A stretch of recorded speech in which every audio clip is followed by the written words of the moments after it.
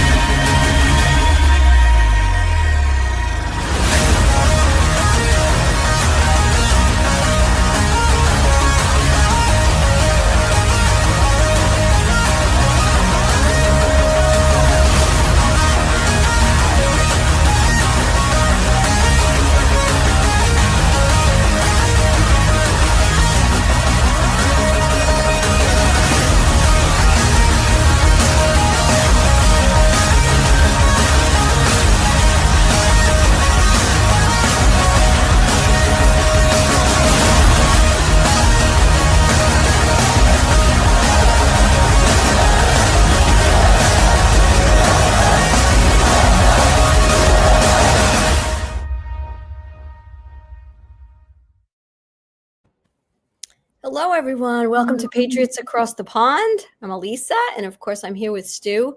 And we're so happy to have such an amazing guest with us today, SHEILA HOLM. Welcome, SHEILA. It's so good to be with you guys. This is going to be great. Yeah. And, this is the first full official week of 2026. And I think we are all pretty excited about what's to come this year. So I thought maybe just for our audience, of course, many of them are very familiar with you, but I just wanted to, if you wouldn't mind, just indulge to read a little bit about you. This comes from the back of your book. And so after 18 books were released during 7 years of research in Georgia, especially the For the Sake of America 1-5 book series, SHEILA trusted that the truth regarding how America was destroyed was available to the people to resolve the problems and help restore America, so her job was done.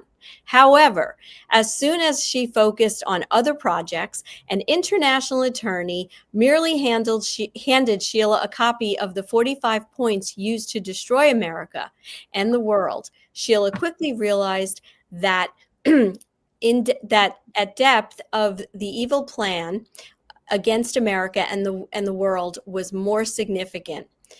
Then the people realized. The timing and specific process of the layering of the 45 points reveals the purpose of the evil plan was the complete destruction of the family, removing any opportunity of experiencing unity in the nation and controlling every aspect of life without the nation and all individuals realizing the plan until all are under the structure of the world government, world court. Countering the 45 points was the complete plan in the beginning. However, the depth of the research resulted in for more truth being revealed to make this book the most unique and significant book so far. Facts obtained during research will also complete the next 3 books, For the Sake of America 6, For the Sake of America 7, and Nation Restoration 2nd edition. Wow. And mine turned up in the post today. Oh, you did? Yeah, because they're printing it all around the world. And it just came out in hardback. Did you get hardback or paperback? Oh, I've got a paperback. Okay, it just came out in hardback December 1. Exciting. It's available through Amazon, so it could be printed globally. So, yeah. Wonderful. Yeah, it looks amazing. Look forward to having a little read of that. So we were just chatting off screen before we went live. And SHEILA, you were actually just, I would love you to just retell a little bit about what happened to you and how you kind of got into this movement, and just kind of give a little bit of the overview of how you've gotten to where you are and some of the exciting panels, I guess, that you're on as of today and this month. It might help to have that little introduction. There's a little introduction on the homepage. Yeah. It might help to go through that. The man who did the videos, Matt Struck, who did the videos for the president for the 2024 campaign, he called me back in May and he said, I've been wanting to do an intro video for you for many years. I'm like, me? I couldn't believe it. And he goes, yeah. And he said, if I did one for you, what would you like it to be? And I said, my favorite, and I don't know if you guys get to see them, but my favorite is when all the black cars left Mar-a-Lago through the archway. And when they came around the corner and they're headed toward the jet airport, there was a President Reagan speech behind. That's all I gave him. 2 childhood black and white photos that my cousins just sent me the week before, and 4 or 5 adult photos. He took them, AI'd them, made the little black and whites from me being young. And it's not Shirley Temple. Everybody thinks it's Shirley Temple in the beginning. I said, no, I couldn't afford a picture of Shirley Temple. It's just me. And so that's when I was 4, when major things started to be revealed to me. And so if we show that, that'll show the people kind of what I walk through and how I'm able to connect the dots now. Okay, brilliant. We'll just play this. This is 6 minutes. And then we were just talking about your little experiences from Mar-a-Lago and stuff. I'd like to get into that a bit more. But yeah, this is a lovely video. I'll watch this. And we will. That'll be awesome. That'll be awesome. Yeah. Superb. Okay.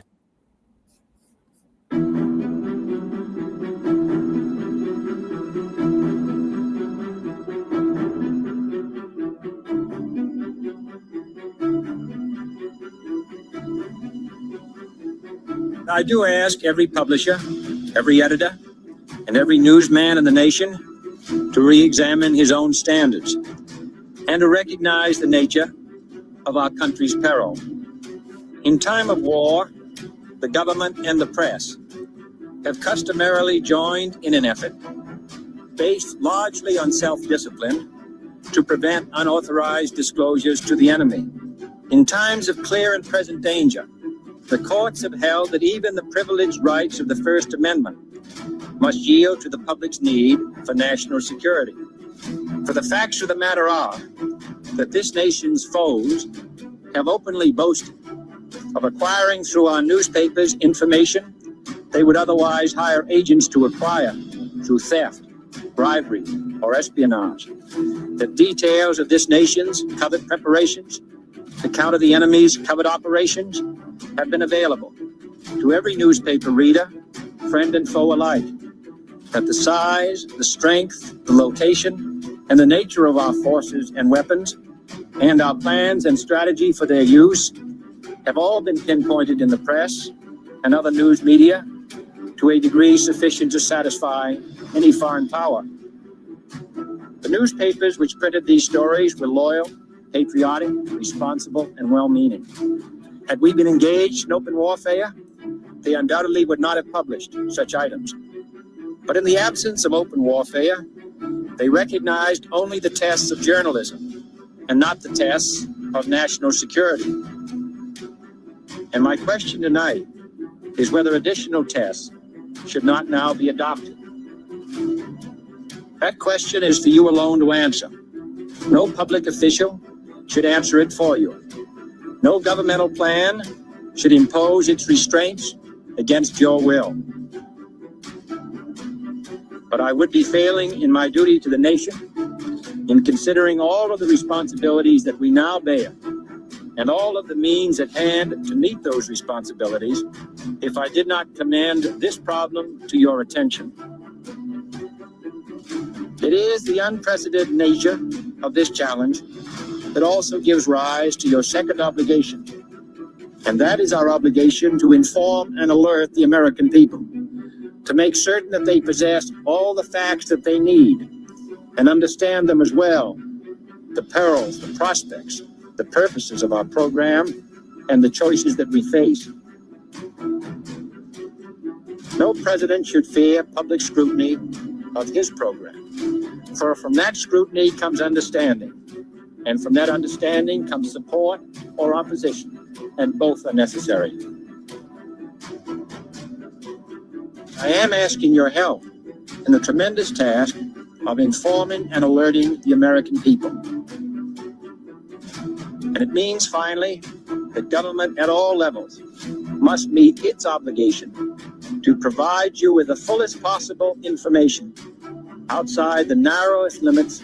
If the press is awaiting a declaration of war before it imposes the self-discipline of combat conditions, then I can only say that no war ever posed a greater threat to our security. Our way of life is under attack. Those who make themselves our enemy are advancing around the globe. The survival of our friends is in danger. And yet no war has been declared. No borders have been crossed by marching troops. No missiles have been fired. If you are awaiting a finding of clear and present danger, then I can only say that the danger has never been more clear, and its presence has never been more imminent. It requires a change in outlook, a change in tactics, a change in missions by the government, by the people, by every businessman or labor leader, and by every newspaper. For we are opposed around the world by a monolithic and ruthless conspiracy that relies primarily on covert means for expanding its sphere of influence, on infiltration instead of invasion, on subversion instead of elections, on intimidation instead of free choice, on guerrillas by night instead of armies by day. It is a system which has conscripted vast human and material resources into the building of a tightly knit, highly efficient machine that combines military, diplomatic, intelligence, economic, scientific, and political operations. Its preparations are concealed, not published. Its mistakes are buried, not headlined. Its dissenters are silenced, not praised. No expenditure is questioned, no rumor is printed, no secret is revealed. Nevertheless, every democracy recognizes the necessary restraints of national security. And the question remains whether those restraints need to be more strictly observed if we are to oppose this kind of attack as well as outright invasion.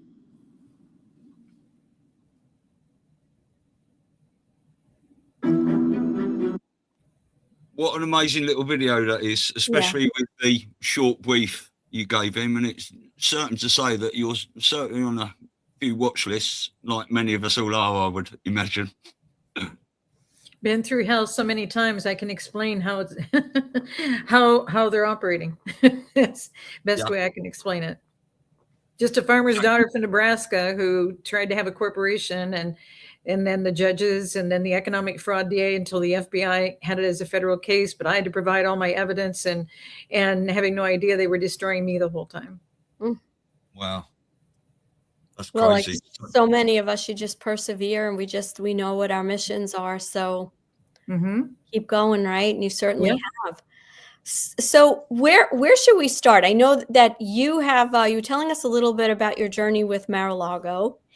And I know now you are, part of another pretty exciting venture, right? As the only non-military and only female that's part of, I guess it's a monthly group that you're getting together with and talking about the intel and things like that. Well, General Bosey has a military intel program on John Michael Chambers, JMC Broadcasting, and I haven't been on yet. It was just going to be the two of us in December, but then the crew decided to take a vacation, and so I'm going to be on in January, and it's up to them. It's a monthly program, but it's an invitation, and it's the first invitation they've extended to somebody who's not in the military, and they've never had anybody on who's a female, but there's really great military women that could be on the panel. Doesn't mean that I'm going to be on as a steady person. It just means he wants to do that. And he has a separate program, Briefings with Bosey or by Bosey, and that's a program he wants to do too. He saw some of the interviews and asked John to make it happen. And so I'm really amazed. I mean, I'm just really amazed. It's just like people told me this morning, they said, did you know that Dan Scavino started watching or following you last night on Twitter? I'm like, what? And then other people were saying, well, it's about time. It's just, you guys, I don't expect any of this. I've been through hell so many times that I've tried to talk about all this stuff from the 90s, the 2000s. And I remember when I met a mutual friend that we were talking about who's been involved in all of this from the very beginning. When I met him, the first night that we had dinner in Vegas, he said, well, let me just tell you something. He said, at least we have the fact that the church is fine. And I turned to him and I said, sir, there's nothing about the church that's fine. And that ended up a whole Pandora's box of all other things because they didn't know how it was connected. But I've put in the book, and you'll see it in the new book too that you were holding up. It's the 104th Congress, and there's a little cover in there, and it says that the CIA had a meeting. It was like June 17 in 1996. And it's either June 17 or July 17. I was targeted on July 17. So, but it's in that time frame in 1996. And that's when they were making the pastors prophets and the prophets apostles by 99, that they wanted me to be the third person in the triangle at the top handling all of it. And I'm like, ooh, thank God was with me, because that I wasn't going to be doing that. And but anyway, the CIA was reporting to all of our intelligence agencies in the entire Congress, House and Senate, that they had fully involved journalists and clergy in their missions. Yeah. Wow. In their operations. I've watched a few John Michael Chambers podcasts lately, the Eyes on Gitmo one, where he has a round table, and a few with Ricardo Bosi. So it'd be amazing to see you on there. That'd be excellent. So we were talking a little bit before, weren't we, about your you've been to Mar-a-Lago a few times and stuff. Do you want to talk about that a little bit? Well, I was invited. I didn't know that they started America First Policy Institute in 21 on January 6th because of what happened in America on January 7th. People forget the Capitol is the people's house. And so when the FBI was doing all this to them, everybody go, oh, that couldn't be the FBI. They must have done something wrong. And people who were honored in the military knew, and their parents drifted away from them. They went through divorces. They lost custody of their children, all because they were taken down by the people involved going against the military guys. It was mainly military guys they went after, the deeply honored, the special forces, the Delta Force, the big guys. They could do something in our country during all of this. They put them all in jail, and people didn't see the pattern. And so I was trying to explain about the FBI then. So boom, I'm speaking in Reckoning Fest in Texas. And this woman comes in, very striking, and I kept asking around, and no one had seen her register. And so she's heavily involved in America First Policy Institute, didn't even know what it was. But I've had so many agents and surveillance people, I just watch who's following me, what they're doing. And I hadn't had a good cup of coffee, so right after I spoke, I left the conference center, went through the hotel, went all the way to the front door, because that's where they kept their coffee, and this person kept following me.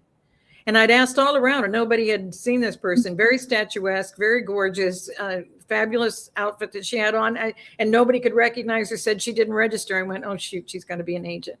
And so I get to the door, I go to pour the coffee, and she said, I was supposed to meet you in Bedminster, but you only gave us a day and a half notice. I thought, oh, God, she is an agent. Do you know what I mean? The whole thing was just like, I only had a day and a half. I spoke in Reawaken in Batavia, New York. And I got the invitation while I was there, and I had a day and a half, and it took a day to drive. And the half a day was go get a gown, get your hair done, get the gown altered, all that. And God did it all within like 2 hours. Everything was done. And so it was just a crazy, crazy time. And so, but I thought, how would this person know that I was in Bedminster? And so I just listened, and she was telling me all about me. I'm like, she knows an awful lot. And so I just stayed back and just kept listening. And then she handed me a card, and it was for this America First Policy Institute. Didn't know what that was at the time. They started on January 7 because of January 6. And I didn't know any of this history. But as she got to the point of leaving the conversation, she said, if you ever want to get anything to the president, or you ever want anything from the president, all you have to do is give me a call. My number's on the card. And I said, wait, what did you just say? Because it was like, if you were an agent, you wouldn't be saying that. Do you know what I mean? And so I finally looked at the card and called her back, and she told me the same thing. And I've only done it once. And if you look at the middle of the book, since you just got the book today, if you look at like page 235 or something, you'll see a map of the Panama Canal land zone cover that we bought 4,000 acres in 1903. And so the only time I ever had her send something to the president, and it was so funny because the military team had it and they couldn't get it to the president, but she was a Ford model in New York and has been a friend of the president for almost 40 years. and very good friend, even has a Trump room. I'm starting to develop a Trump room with all the stuff I've collected.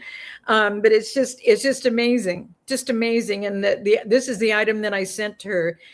Well, I should back up. In 2023, that's when I got so deep into the research, I sent the main things to the team. And I said, with all of this being true, that we paid for all these things and everything else, and what I was finding, couldn't find the treaties. There's 2 treaties. Couldn't find a real estate transaction. So I thought, if my guys could get it to the president, and he's a real estate guy, he'll find the real estate transaction. We can get to the bottom of this, because nothing seemed right. Nothing about the canal seemed right. So I was so frustrated, and I sent this information to them in July of 23. I'm speaking in Chicago. I'm going to Reawaken. I have to be there from Sunday night to Wednesday midday to do a dinner Wednesday night in Vegas at Reawaken. And I'm powering through to get across the country. And guy goes, you can't just write a book about this. And I said, well, you've given me a lot of research. I could write a book about this. He goes, if it's not a training manual, it won't last for the future generations. It'll just be a book. Like a training manual. SHEILA going to do a training manual. And I get to Vegas. And I said, well, you need to give me a major confirmation that what I'm saying is that important, because what I did, I sent my research to the guys, the main points. These are all the things I'm finding.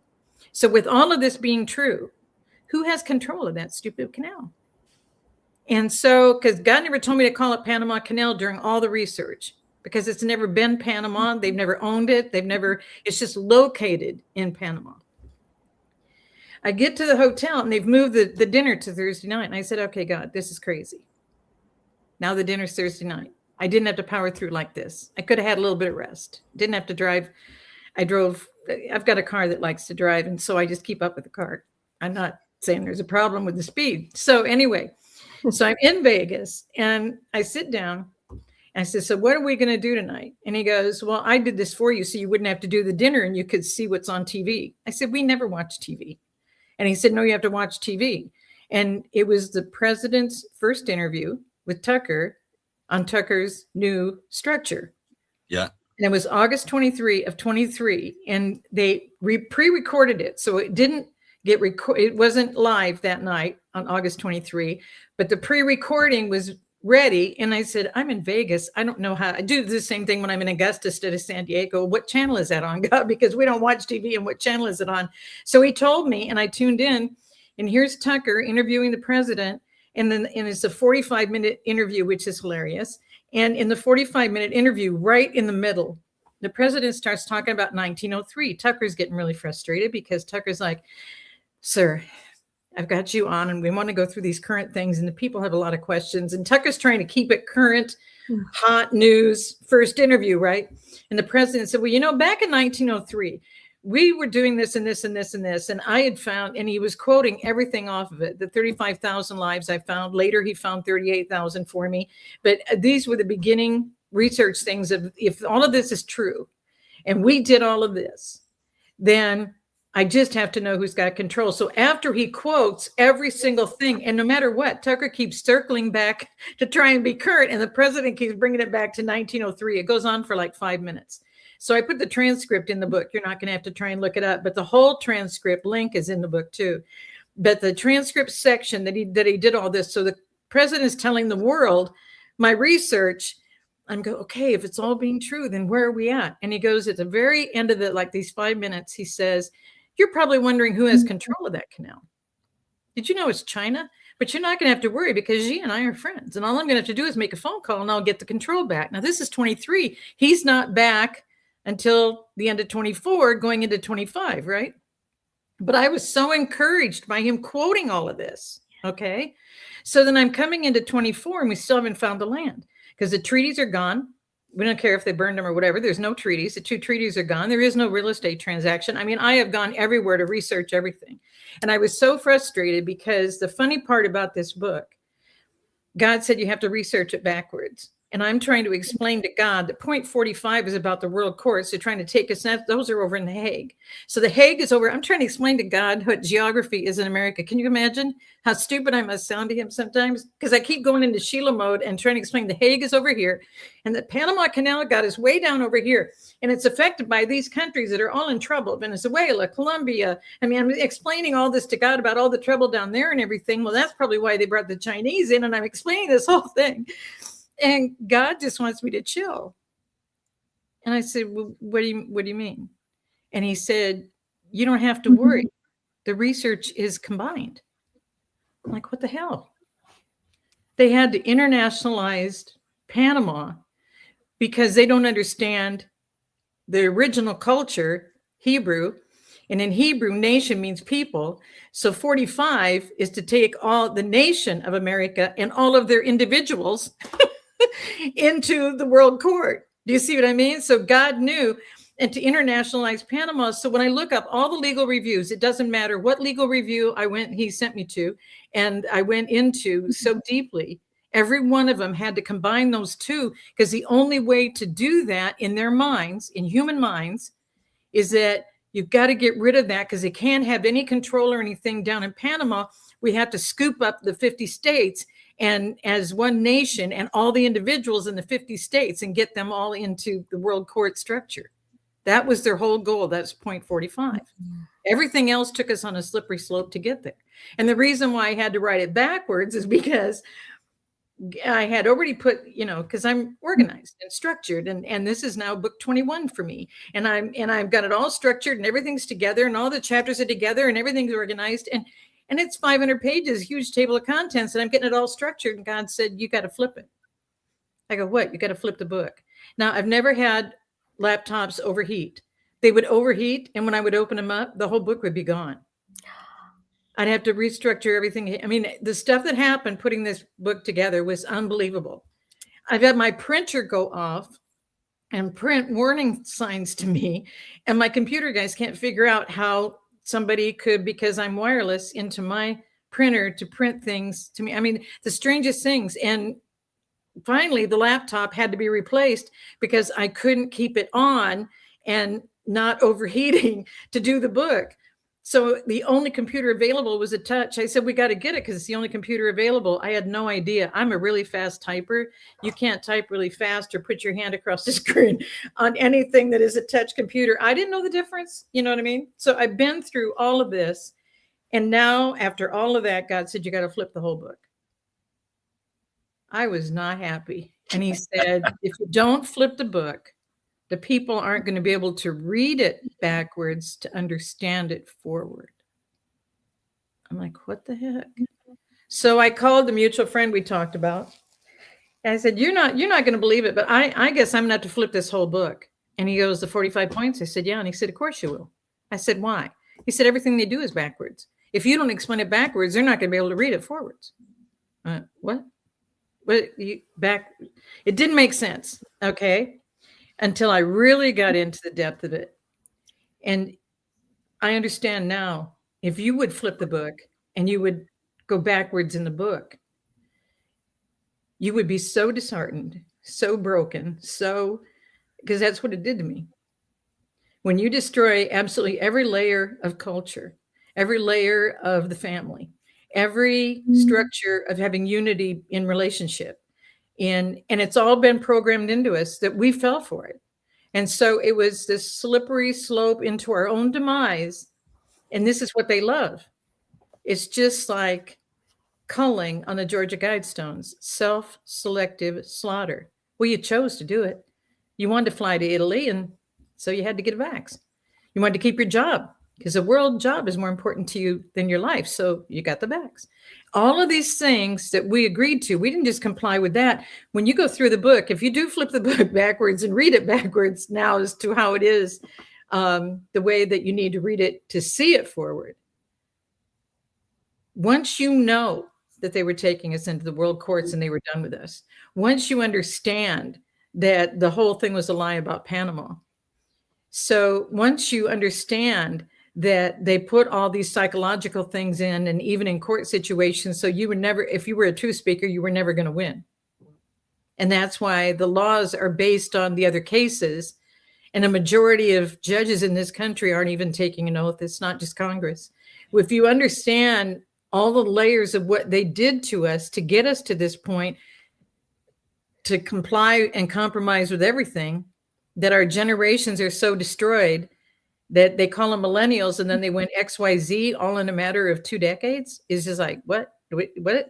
How did you get all these generations in just 2 decades? They were done with this, and they've got the Z people believing that they're done with them.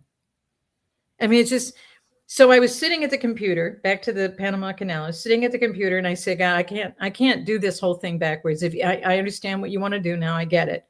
But I'm sitting here and I've got to finish 44. If you want me to write the rest of it backwards, because what I did was everything was already outlined, everything was already structured, everything else. And then I come back in and then he gives me the gems. And that's why I love doing books with the Father, because that's what people get.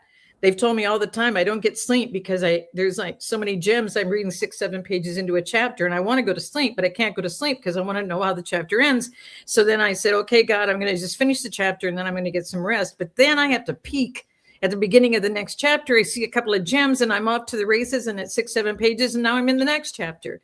I've had men who never, ever, ever read books, can't stand reading books, don't want to read a book, didn't even want the book, who received the book, and including some generals in our country that are pretty powerful generals who've now read it within 3 to 5 days. Wow. The guy who did that video for me, he doesn't like to read books. He read half of it, called me, said, we got to do your intro video now. And I said, well, what do you mean? He said, oh, I read half of your book today and I'm going to read the other half tomorrow. I said, you're going to be so tired. You're going to be thinking about so many things. He called me the next night and he said, I'm done. When are you going to send me the information for the video? I was like, what the heck? It's shocking to me. So I'm sitting at the computer and I said, God, if we can't find out what happened to this canal, how can I prove it to anybody? And we're talking about this will go to our president and I don't want to get embarrassed. And so you're going to have to help me because I can't find anything. And there is nothing anywhere and nobody can find anything. I've tried everybody that you've told me about. But the thing is, God wanted to give it to me. So very softly, he told me, U.S. State Department Statement, Second Panama Canal Treaty. I typed that into my computer and I got one phrase back. Per the second treaty of the Panama Canal, the U.S. State Department statement provided, and here it is. The Panama Canal land zone, the over 40,000 acres that we paid over $375,000 to build, $375 million to build, between 1903 and 1904 in that dollar. And we paid $40 million to France because they never finished it, like we owed them for an unfinished project. And we paid $10 million to Panama for the actual land itself, over 4,000 acres. The Panama Canal land zone will cease to exist on 1 October 1979. European format, and God's land doesn't cease to exist. That's the information I sent to the team that they didn't know when they could get it to the president. And I sent it to my friend at America First Policy Institute. And she said, I'll get it to him tomorrow. You give it to me in a really tight text. Same thing I gave the military guys. You give it to me and I'll get it to the president tomorrow. The president started the whole thing on it. Within 24, 48 hours, the wheels were rolling. And within a few days, he's out on social media where he's already told the Panamanian president that it's our land, not your land. And I think you've seen these in all the pictures. You're not going to miss anything. Starting at like 230, 235 is where that chapter starts, when you're going to see a copy of the map that it says the Panama Canal zone owned by the United States of America. It has the 4,000 plus acres chart on the bottom. Everything is outlined there. And so on December 22 of 24, now I thought I was going to be done with the book, by the end of 24. So I got a copyright. I already put it out that it was coming out in 24. And December 22, he shows this whole description from the president of Panama, that the president of Panama is not going to accept the threatening tweets from the president of America, that every square mile or every square acre of or whatever of Panamanian land belongs to Panama and will always and forever belong to Panama. And the president just answers, "We'll see about that." So I took a picture of it and I responded to it and took a picture of it. And then 1 hour later, here's one of our biggest ships going through the Panama Canal with one of the biggest flags you've ever seen. It says, "Welcome to the United States of America Canal." Then they've got the guys doing the memes. They've got him with a street, like a street sign with the canal. I mean, it's just all these pictures are in the book. And so that was December 22. And so I sent them some more information. And I said, with all of this being true, okay, now that we found this much, then, okay, if that is true, because Panama Canal is key to everything we're able to do right now. Panama Canal is key to Venezuela. Panama Canal is key to what's happening in Colombia. Panama Canal was the quickest place to both sides of the world. And nobody really realized what was had. The drug trafficking, sex trafficking, human rights violations, everything is all headquartered out of that Panama Canal area. And I don't know if you've seen the humor on Facebook today. I can get you a picture of the map. Picture South America, and it's a light blue. And people are supposed to guess where Venezuela is because everybody's talking about Venezuela now. And nobody can guess where Venezuela is located. And so they're not even looking it up. They're just, I think it's down here. And they got it over by Peru, and they got it up by Chile, and they got it, it's the craziest thing. And guys, it's not where Argentina is either. And it's just, I don't know how to tell people, but it's at the top, Venezuela, Colombia on the side. And that's why the president now said Colombia, Mexico, Cuba. Guys, that's that whole ring. And that has been the control and the flow of all this horrible, evil stuff into America and taking our kids and putting them on flights out of America when they kidnap them. So everything that's happening at that canal. So I said, I really think we need to watch on the security area of it.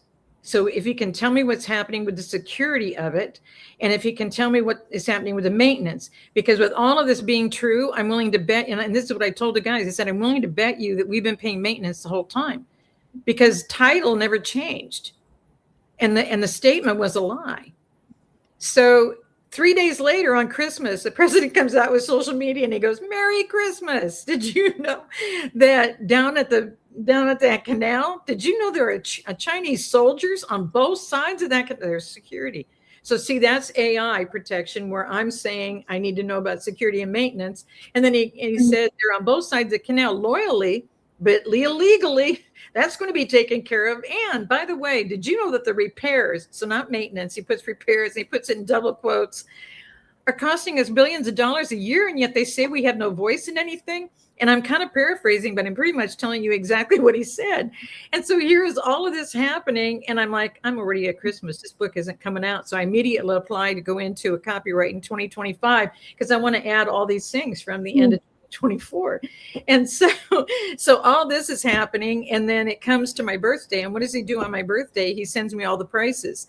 Nobody knew that it was 375 million in those dollars. Nobody knew that we lost 38,000 versus 35,000. He was able to send Marco Rubio in the State Department and find out all this stuff. So he gives me all of that. Now, guys, he still hasn't gone through the inauguration, and he's already doing all of this for us. Okay. So then he comes out. And when he gave all the prices and said everything else, the guy said, "So what else do you want?" I said, "I don't know the timing of this, but all I can say is the Pilgrims brought us the truth. That was a faith monument, how to raise a child in the way they should go, so they never depart from it. And their whole plan was to deviate us off of that plan onto their plan, because the Pilgrims knew there was grooming happening then.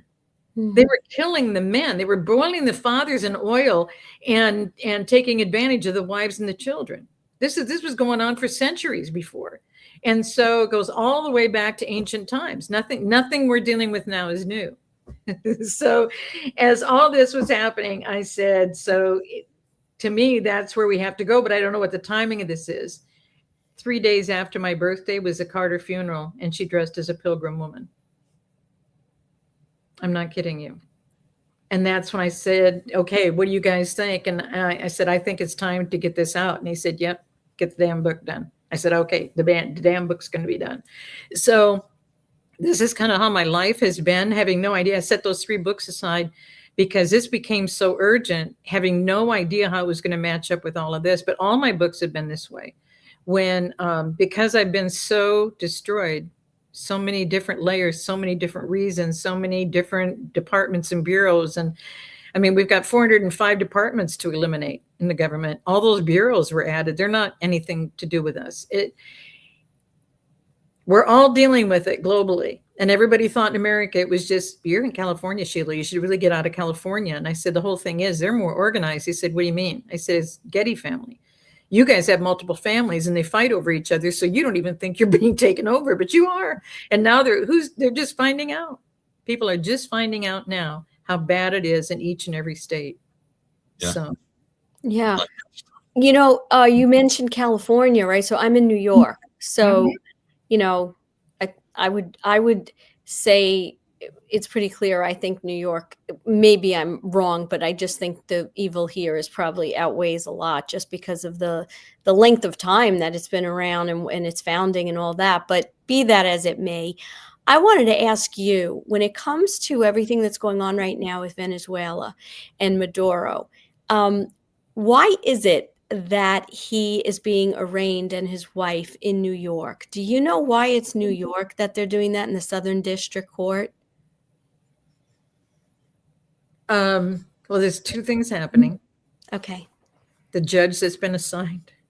It's just like on the cases with the president, the judge that's been assigned. Yeah. The judges that were assigned on the J6 cases, the majority of these judges, and it's all in a court case that's coming forward with the Brunson case about Congress. There's a case, they're all going to combine together, I think, in the end under the Supreme Court, and the whole thing's going to change everything because the judges haven't taken oaths either. All of these people have been positioned, it's a takeover. And people don't understand it. And what they don't understand about Venezuela, have you guys seen the indictment on Maduro? Not the actual indictment, no, just the coverage of him. I'll PDF you I'll PDF to the email the indictment. The indictment is against the entire family. It's all family. None of this is any different, and none of it's any different in New York than it is in any other state. It's the layers and the takeover of our country was within a couple of years of the inauguration of George Washington. They started with the centralized banks. They started in Philadelphia. Why? Liberty. Do you see what I mean? Everything they've done, they were ready to come and do this, and they did it through the secret societies. That's why Kennedy said everything secret is repugnant. But they've done all this secretly. And if you look in the book, in point 35 is the FBI. And it's not because of what they did to me that it's the biggest chapter in the book, but it's over 60 pages because it's all connected. Yeah. Bluebird was the beginning before the MK Ultra, and Bluebird, why was it blue? Anyway, Twitter. Anyway, that was the foundation structure that we paid as Americans, $50,000 in our taxes back in the 1950s, end of 50s or 1960. In that time frame, we paid for that program to be developed that became MK Ultra. I mean, we've been paying for all of this, but the takeover of America, that's point 43, right after the Panama Canal chapter, is takeover of America. And when I was on Caravan to Midnight with John B. Wells, it shocked him. It shocked the people to their core. It became the largest program they've had with its radio. But out of the millions of people that follow them on radio, it's a accumulation of when they listen to the program. And a lot of people are truckers and they listen to it any hour of the day because it's on radio and they can repeat it. But that very night when we did this, on that point, the word got out. And we went easily from 500,000, and Nielsen rating took us over 725,000 hearing it live that night. People keep thinking it's the last 5 presidents. They keep thinking it's because of this state or this governor or that. Guys, they've taken us over, and it's been from the very beginning. Bonaparte, you'll find in the FBI chapter, Bonaparte, the great nephew of Napoleon Bonaparte, who was a self-declared emperor of France. When we were fighting England and France in our Revolutionary War, it was all under King George. That's why George is the hub of all of this. It was named after him. And so since he was the architect of this whole thing, he was the king of France. He was the king of Ireland. He was the king of England. He was the king of other areas. And then he also was listed as a president of the United States. And people don't realize that. We have never been independent. We have never been free. And when I made all of this clear, and that centralized banks have been since 1791 by Hamilton, the treasurer, why do you suppose they did the play on Hamilton and brought it back? And then at the end, we're doing like an execution assassination style. And they were using President Trump, and they finally court-wise made him stop doing it. But they've taken us over since the very, very beginning. They moved us to DC in their worship center on purpose and gave the 10 sovereign square miles of land to themselves as separate sovereign citizens ruling over us in America. It's never been ours. It's never been our structure. So there is no area that's worse than any other area. They're going to destroy all of them, and they have destroyed all of them. And that's why now I'm just sending tweets out, retweeting them, and I'm not even putting the details. I'm just fraud. I'm just telling them here's fraud. MN for Minnesota, WI for Wisconsin, IL for Illinois. Sent 3 out for North Carolina yesterday. I'm just letting them know everybody's dealing with the same problems, and it's because if you break the unity of the family, you don't have unity in the nation. And when you don't have unity in the nation, they are so easy to divide and conquer. And that's what they've done. And don't you want your kids understanding this? And don't you want to buy this for your kids? And don't you want to do this? And it's all idols and worship. And it's none of this is normal life. None of this is coming together as a people, we the people, in order to form a more perfect union. Yeah. And we look at this weekend with Maduro. People said, he just went in and kidnapped a leader. Who let somebody kidnap? They're going to have to arrest President Trump next. He's going to have to be the one. And I'm like, oh my God, we don't even understand. We, the people, have all the power in all of our nations, all of our nations. There's an old standard meme, and it's all the elites sitting around in their black suits, like since the 50s and 60s when they really were being revealed in America. And they're sitting around a Monopoly game. Mm-hmm. And it's the people on their hands and knees with their backs holding up the stupid game. And they said, all you have to do is stand up. And I just put out something today, just a little while ago on Twitter. I said, I gave the Kennedy speech. Yeah. Do not ask what your country can do for you, but ask what you can do for your country. And then the president said, we're giving the power back from Washington, D.C., and we're giving it back to you, the people. Yeah.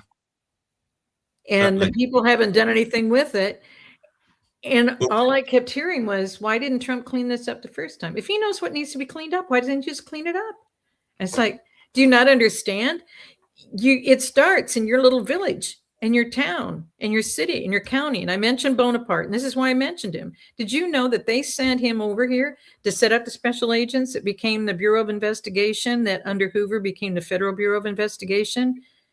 And they put the 2-block Hoover building on the Knights of Pythia's first lodge in DC location, and putting all these societies in 1864, and the societies taking out Lincoln in 1865, 42 days in his second term, because they knew he wouldn't be elected.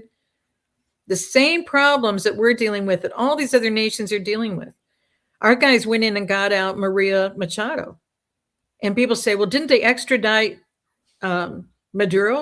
And I said, the president's saying captured, the military's saying captured, because he's a criminal. And he's killed people in America, millions of them, with the drugs that he's allowed. The whole flow went through Venezuela. Yeah. But now that you see the indictment, it's his whole family. What happened in Nicaragua? Or was it Honduras? The Noriega. It was right by Panama. And anyway. I think Noriega was arrested on January the 3rd as well, wasn't he? Yeah, Soleimani was taken out on January 3rd. Yeah. They're not getting the hint. So 6 years ago, they took out Soleimani, remember? Yeah. Mm-hmm. So what is happening right now has to happen, because if you think about the Contras and the Sandinistas, our government in America was paying both sides of the family to fight each other and kill each other. I met one of the cousins. His parents got him out to New York. He went to school in Texas. Now he's put his whole family through school in Texas. And his family was protected getting away from that because his dad could see what was happening. He wasn't going to get in the middle of it. But the other two brothers and all of the cousins all ended up, the Contras and the Sandinistas, as one family fighting each other, because what they threaten you with is, we're going to kill you and your whole family. Yeah. And so when you see the Chavez structure was the same, he got away with it. And that's why at the same time what was happening with Maduro, there was an explosion of Chavez and his entire museum that he built to honor himself. That all happened at the same time. And not one person was hurt in this whole mission. Yeah. I did see One that. plane was shot, but it still got home safe. Crazy. So, but this is the difference. But look at what happened 90 days before. Remember Quantico? Did you guys report on Quantico and what happened with that meeting and bringing all the generals from all over the world? Yeah. Yes. Yeah. Okay. And did you know that the majority of military guys that are on podcasts that were interviewing me didn't know about the military accountability letter that was issued the same time they took out the Georgia Guidestones? And that was done by our guys too. But God made a lightning strike. That same 4 a.m. is how you obliterate their structure. So 4 a.m., the Georgia Guidestones were hit with the beam after the lightning strike that night that made a major V all through that capstone. That is not just a lightning strike. That is like God's finger coming down and just zipping right through that thing. And it was perfection. That doesn't happen by a hit, and it doesn't happen by a lightning strike. Yeah. So, but that was at 4 a.m. Well, at 4 a.m. on 1/1 of 2024, now we're 2 years past that, they made it clear, we're going to take you into military court martials. And we don't care if you retired. We don't care if you tried to resign. We don't care what has happened with you. We're bringing you back in. And this is what we're going to do, because we're going to eliminate the two-tier justice system in this country. We're going to clean all these things up. And that's what the guys have been doing. But now the ones that still, remember when President Trump went to, I think it was Afghanistan in Christmas of 2018. And when he got there, he ended up serving the guys. Yes. And then he asked them that one question. He said, when do you guys think you could finish this whole thing up and come home? And they said, oh, sir, we could probably finish up in 7-10 days on the outside. He goes, you've been here with 20 years, 25 years, and you can't finish it. And you could finish it in 7 to 10 days. Why are you still here? And he said, sir, we're following orders. If you look back at what did they do in Quantico 90 days before this hit, they cleaned up. Because they have something like 6,000 people that used to report to a general, and now it's down to like 1,200, 1,400. Pete Hegseth came out with that the Sunday before the September 30 meeting. And so when I was doing the interviews on that and sharing the military accountability letter, and if you guys don't have it, I'll make sure you have a copy. They spelled the whole thing out, and they named the top generals. They started out with General Milley was the first name, of course, and then names that we recognize and the names that we don't recognize. They put their lives on the line. They did signups. They had 3,700 signatures within a couple hours. They did a Twitter Spaces that night, and they said, we'll stay on 30, 60 minutes. If you guys have questions, we'll stay on 90 minutes. I was 3 hours in, and I had to get off. But over 3 hours of people asking specific questions on, well, how can we get involved? How can we clean this up? Because a lot of guys signed. When you're ready to go, we'll come. And then you saw the short video from the Gladiator, because that's where they've been ready for weeks to do this. But Maduro kept being given more chances. And then there were weather issues. There's all sorts of things that happen. How miraculous is it? It's the same date again that this happened again. And what's so miraculous is our guys are so committed to clean this up, because people kept thinking they came back and the PTSD guys were the guys committing suicide. The majority of guys that I met with that were considering suicide were the guys that had to fly children in for their parties. We have no idea what these guys were allowing. We have no idea what we were paying for and the junkets that they were on, same as our Congress. None of this should be going on. Our Congress became international representatives and diplomats. They didn't do anything for America, but nobody was seeing it. Everybody kept not even questioning, why are the same people always getting elected? Why are they in there 40, 50 years? The 2 terms, it was never a midterm election. Congress people, even in the 1900s, had 2-year terms. And the Senate was picked out of the Congress. And so in 2 years, if you're screwing up within 2 years, they have the right, the other Congress people who sent you to represent the state, they have the right to pull you from the Senate and replace you. And they deal with you. None of this has been dealt with for how many decades now? Yeah. But we didn't see it. Well, SHEILA, with all deference to the people, I mean, they've kept us in a loop of just, how do I put food on the table? How do I just get through each day? I got to pay rent.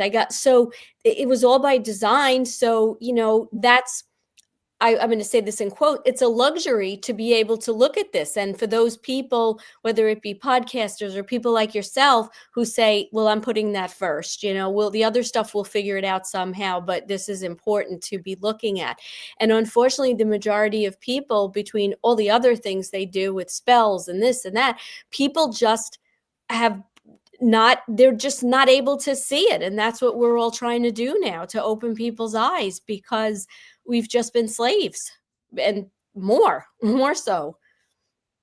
Well, and that's it. And yet the people want to be comfortable. I just sent out something today.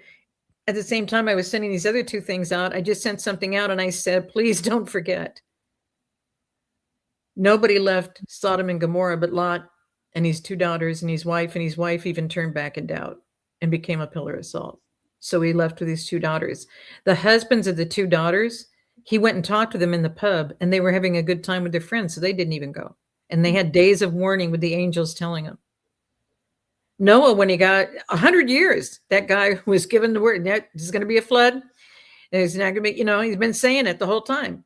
And it took 7 days after the ark was finished to get his family to agree to go with him.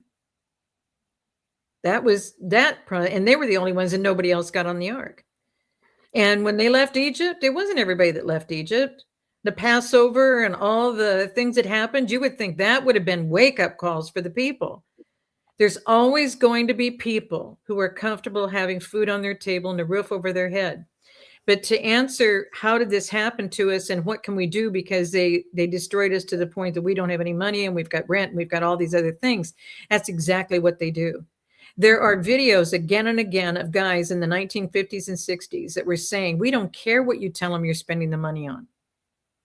And that's why even Woodrow Wilson, who put in within days of being elected back in 1913, he put in 2 things right away, IRS and Federal Reserve.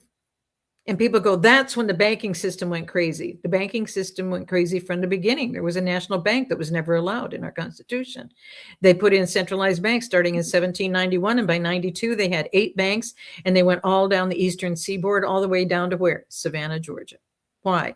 If you look at where the tribes of Israel came across, if they came across straight across, they would have come exactly straight across from the mouth of the Euphrates, exact line coming across. Savannah Port would be the location they would go to. But did they stop in America and Canada? No. Did they stop in South America? No. They just kept moving. And the original peoples are the people who were sent to the uninhabited lands. And so none of this is new. And the pattern of this, we didn't know. If we would have known that every 20 years they're going to do a pandemic on you, because a virus is not something natural. It's not something that just happens in the environment. It's made in the lab, and it's a poison and a venom. Look it up. God said, look it up in Latin. And I said, God, I don't know how to look anything up in Latin. And he said, it's on the internet, SHEILA. And I'm like, you can look up Latin on the internet. I mean, just all of this stuff he shocks me with. And so I looked it up, and all it is a venom, comma, a poison. Now, if we would have known that all these viruses they said that we're dealing with 100 years ago, the virus was H1N1. It's on the CDC archives. It was never a flu. It was never from Spain. And everybody that got the vaccines died. Yeah. And now that I've reported all this and had the experience of the 600 soldiers that were at Fort Riley in Kansas, and they brought those recruits in and gave them all the vaccine, and every one of them died. Now they said there were no vaccines 100 years ago. Do you see what I mean? They just changed the news. But it all comes back to the root. What is the root? If you divide the family and you get all the generations, and this is what they do, don't lean on your parents and grandparents. Don't lean on them, and don't trust them, because you're going to die. The only thing you're going to be able to trust is a government. And it was subtle when I went to school, and that's a few decades ago. No need to say how many, but that was a few decades ago. And they were subtle then, but they're not as subtle now. No. And that's what the faith monument showed, the parents teaching the children the way they should go. That's why the president put us on school choice. But in 1850, they put us into public school compulsory attendance. In 1850, that's one of the reasons the Republican Party started. And the Republican Party had a President Lincoln. And after that, everybody noticed how they were being killed. And it was unanimous to deal with Lincoln. It was unanimous to deal with Kennedy. Guys, we've been sold out. So you got, and as Boone Cutler said in a little 40-second clip, if you stay in that two-party conversation, if you want to say you're a Republican or a Democrat, we're never going to get out of this. Mm-hmm.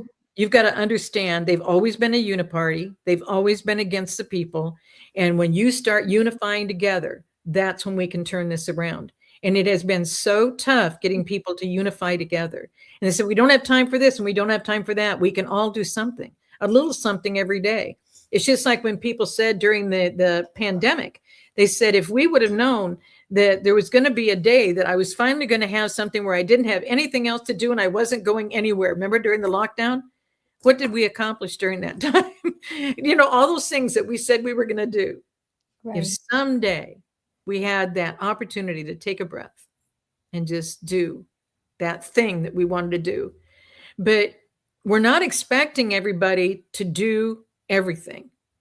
But all of this major stuff the president is doing, if we could just curtail the people that are constantly, like he's working on gas prices and they want to know about egg prices.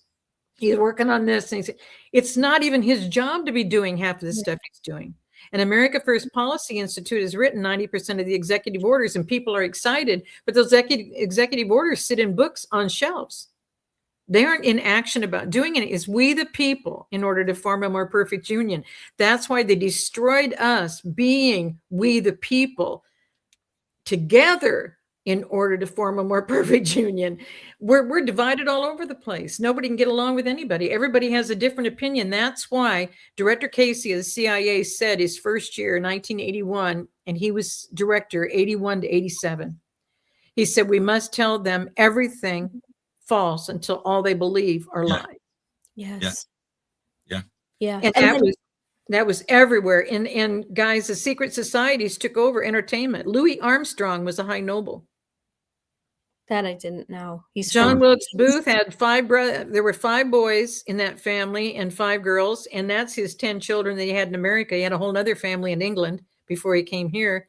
And John Wilkes Booth never hung. None of his guys hung. They were all able to go back to Europe, and they hung other people. Well, and then, go ahead, Stu. I'm sorry. We were only discussing the Frankfurt School on Saturday, and the protocols to destroy society and where we are now. I just wanted to ask you one more thing about Venezuela, because Trump says, we did say, we will never telegraph our moves to the enemy. We will strike, and strike we will. So we've been hearing for like the last couple of months that things were going to happen with Venezuela, and they were going in. Now, all around the Caribbean Sea there is all these nefarious islands and stuff. Has there been other things going on down there? Because we've also been keeping our eye on Trump's Truth Social, and people have been saying when it goes to 11.3 million followers, either 11.3, and we see it, he went to 11.3. Maduro was arrested on January the 3rd, Mr. Podesta, potentially. So did that operation happen in real time? Or do you think that was publicly put out at that time? and sort of deals have been made before that, or they got in before that, and it was sort of like this public narrative rollout, because there seems to have been an awful lot of activity in that area, with those islands and stuff anyway. Well, they're not done. There's several questions in all of this. Let me see, because I want to handle them coordinated. They've already listed Colombia, Mexico, Cuba. Do you see the pattern? Yeah. All around Panama. Do you see? Guys, it's emotional to realize, because I didn't want to stop those other 3 books. I thought I would do it later. I mean, the timing of this, because I'm not in the inner circle. And people who think that they know who's in the inner circle with the president, you don't. There's only like 5 people. When he declared Covfefe that night, Yeah. Sean Spicer made it clear. The media wanted to know in the press room. They wanted to know, so do you think the president even understood what he said? He said, due to all the negative press, Covfefe. Yeah. That's an ancient word that means we will rise and you will fall. And Enoch said that Noah's son declared it unto the fallen angels repeatedly because they were so attacking them and going after them. That region is a hotbed, the whole thing. And Gitmo's right in the middle. You see the circle range around it with the islands, and you see the whole pattern of what's happening. And that's why Mexico, because the countries in between, we've had a lot of Americans move to Belize and Costa Rica to get away from America, is because where else are you going to go? And it was cheap, and they decided to do it. And so they did it, and they're helping the people there. But that whole region, my business book, 7-Step Business Plan, the only place that they could get it printed in Spanish was Latin America edition, because they were fighting so hard to know the truth about how they could preserve their businesses and their lands and their information. And so this is not new. Chavez, guys, this has been going on for decades. Chavez, that's why they exploded Chavez at the same time. Now, do I think all this was pre-recorded and it all happened at one time? I don't think it could possibly, at this level, be done at that level. The difference is with President Trump, the reason why Quantico, they had to narrow down the leadership and remove the leakers. Yeah. There were so many polygraphs done that day. According to MonkeyWorks, who watches all the plane flights, the number of plane flights leaving and going to Gitmo that day were extensive. And people don't understand, when they get the children out, and that's what ICE is doing too, on top of everything else, they're finding children. They've already found thousands of children in America. Not all of them are from America, but they're finding these children. And when they get the children out, the children are flown on one plane, and then they have these green planes that are very distinctive that MonkeyWorks has been telling us about. And they said, when you see these green planes going, they're the strange color of green, when they're flying, that's taking the pedophiles down to Gitmo. And there's a lot of activity at Gitmo, but people keep going, well, that's where all the tribunals are going to be. And I just keep laughing. And they said, I don't know why you can laugh.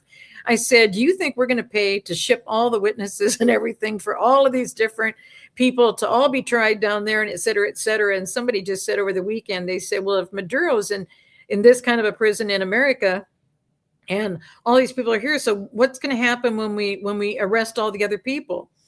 And I said, when you're detained in an ankle bracelet or you're detained in a boot, you're already on your way. So people are wanting arrests, and what they don't understand with tribunals, it's not that kind of a thing. Mm-hmm. Military law, there was a miraculous thing when Kavanaugh was being interviewed for the Supreme Court justice position. It's tough that Lindsey Graham did the interview. I'm sorry, but Lindsey Graham did the interview for whatever reason. And he was the one asking, so what's the difference between criminal law and civil law? And is there a difference with military law? And he took him through the whole thing. And Kavanaugh understood and explained the entire process and how it's different. These generals, you aren't going to see these generals arrested and taken over there. People are mad about Comey not being, they don't think Comey was arrested. Comey committed seditious, treasonous crimes. They're not handled in your state courts, guys. They're not handled in your civil courts in your countries. That's not where you take these guys. And it's quite frustrating to see people in the truther community yelling about, I want to see arrests. When is the RV happening? It was supposed to happen 5 years ago. It's supposed to have. It's so frustrating that they don't see the bigger picture. and that they don't even understand the difference between military law and civilian law, that this isn't, you're not going to see someone perped, you know, across a police line kind of thing. This is a totally different thing. So grateful for you for bringing that out and for saying that, because it's so much deeper than what we see as a common criminal who's done, you know, nefarious or not, a murder, or this totally different level of what we're talking about with this operation. Every structure of this is patterned off of mafia. When Albert Pike set up the world order to bring it into America in 1871, which is part of the corporate structure that they did, the world order came into Charleston, South Carolina. What did he do? He gathered all the 33rd degree Masons from around the world to get all this done. Who was his right-hand guy? Giuseppe Mazzini. Why Giuseppe Mazzini? Out of Italy. He created the Italian mafia in 1860. He was their top politician in Italy in 1860, came here in 1871 and helped all of this happen. And the Lutheran pastor from Switzerland that was so excited about all of this, they interviewed him as to why he was so excited about being part of this world order. And he said, I never, all these years that I've been in the church, I never knew enough about spiritualism and occultism until I met Albert Pike. I'm just enthralled with all of it. We've been swept into what we had no idea we were even involved with. And so I could spend a lot of time explaining all of that, but what you do to uncover that is you start at the bottom and let them snitch up. Yeah. Maduro's a puppet. Pelosi's a minion puppet. Hillary was a minion puppet. Those who were more vocal and everything else, those are the ones who did it for the money. They didn't care what happened to you. They did it for the money. So you mean nothing to them. That's what I was starting to explain about every 20 year. Every 20 year to them means recycle unto death. They think they're going to come back better. They think death is just, it doesn't matter because I'll be seeing you. You know what I mean? And so it doesn't mean anything to them. That's why every 20 year in every century, I've gone all the way back to the 1300s. I haven't found anything in writing yet in the 1200s, but it really doesn't matter. But if I could have gotten book 6 out in time, we would have known that 2020 was their ultimate the whole time in all of these centuries to get to 2020. That's why the whole genocide was planned. They weren't, the Georgia Guidestone said 2014, on 9/9 of 2014, World Order book came out by Kissinger. They were done with us. They took the brick off finally, the piece of granite that had 2014 carved into it. They took that out. And I've been in Georgia more than anywhere else since 2013 when I came for 3 weeks. Thank you, God. And I'm still fighting through all this stuff. People had no idea. I've taught 8 and 9 generation Georgians about the Georgia Guidestones. They had no idea why it was in Georgia. They had no idea why everything is so severe in Georgia. But I can tell you what it's taught me. When you realize what the Civil War soldiers went through, and you realize what the Confederacy was all about, of not letting this infiltration come in, your life changes. There's just, you can't, I never would have known that. Nebraska, our Constitution was 1867. California was 1850. You wouldn't have known any of this. And so we weren't connected with what happened here. And so I had to be boots on ground more here than anywhere else, just because if you don't understand the roots of the evil, all you're going to be doing is doing patchwork and Band-Aids the rest of time. And that's where we've been. So that's one topic. The other topic you brought up about with the military law, that's another topic of where they're at. And there was another topic that you brought up that we probably can't, that I was going to give you the examples of. Was that to Stu's point about whether things were done already, or whether we're what you were saying about the military law and civil law, and then you made another point about something else.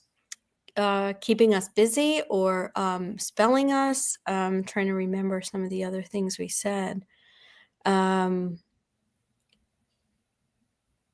I had asked you about why New York, which you explained. No, after that. This is just right before when you were asking the difference of the military law and another thing. Do you remember, Stu, what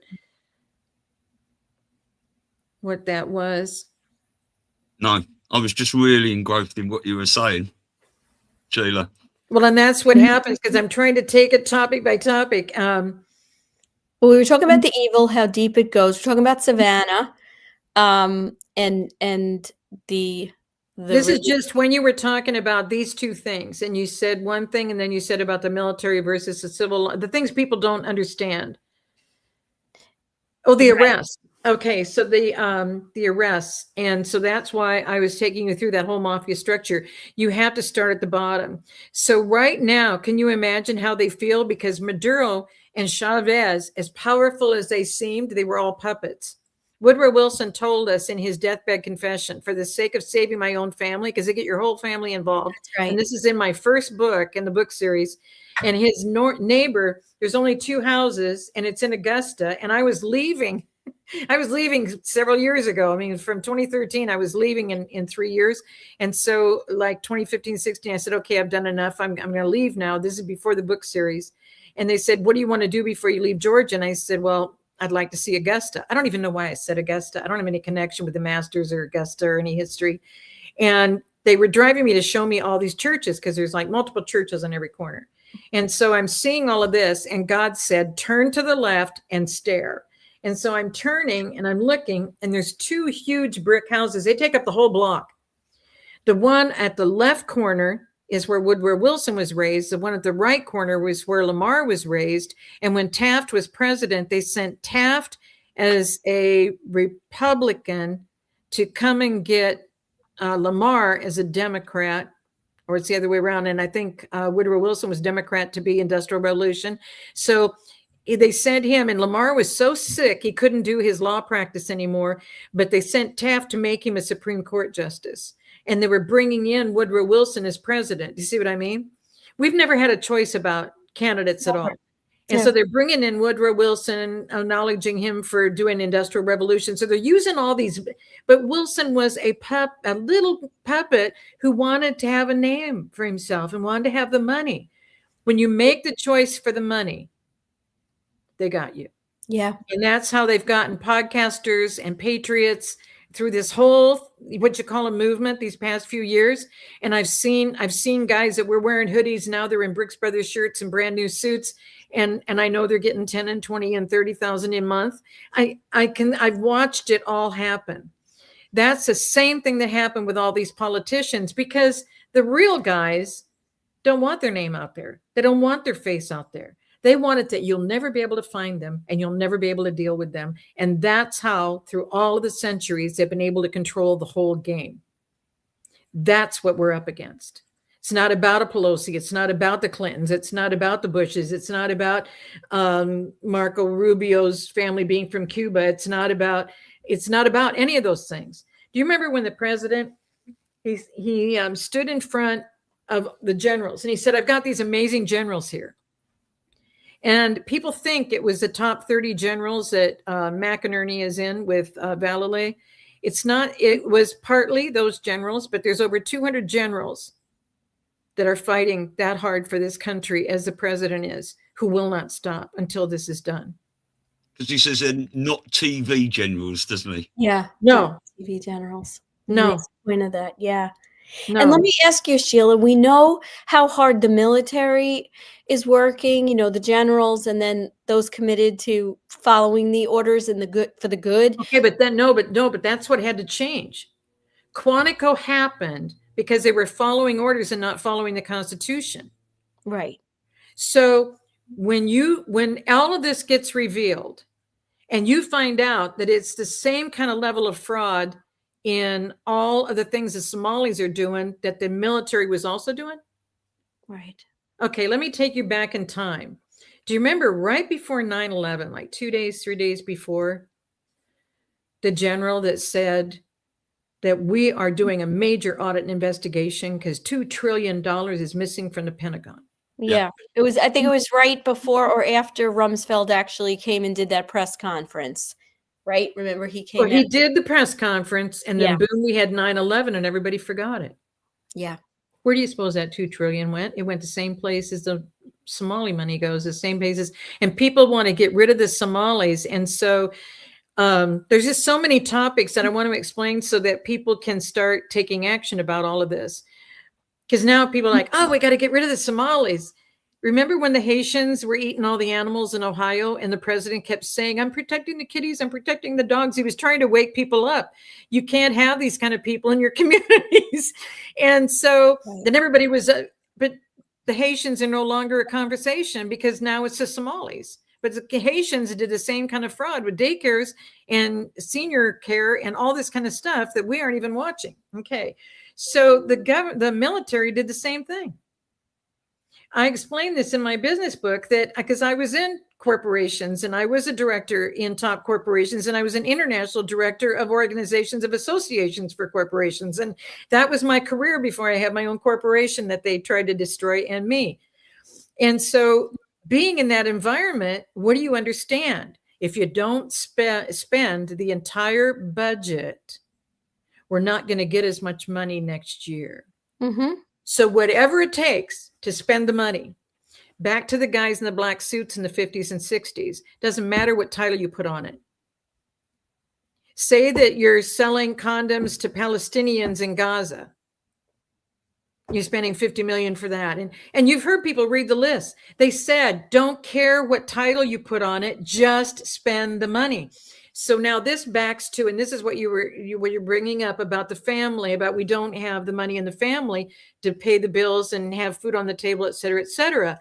How did that happen? The family's not united. Mm-hmm. So the family unit of aunts, uncles, grandparents, none of it's united anymore. Everybody's fighting on their own. And the young people are supposed to get out on their own and get successful in the world. And so we shoved them away from the core that would have gotten us through this. So we participated in destroying the structure of what would get us through this. So here are our guys starting at the bottom of these multi-networks, getting the bottom guys to snitch on the next level, to skitch on the next level. Maduro wouldn't be able to say anything about anything until they did this. And now he's going to have to talk. El Chapo, why do you suppose the president spent so much time February to May of 25 to bring in all of those cartel leaders to America? Did you know that all these cartel leaders have all been funded from our government? Do you remember the picture of Pelosi with the president of Mexico with O'Rourke? Who was that guy in Texas? Oh, Beto.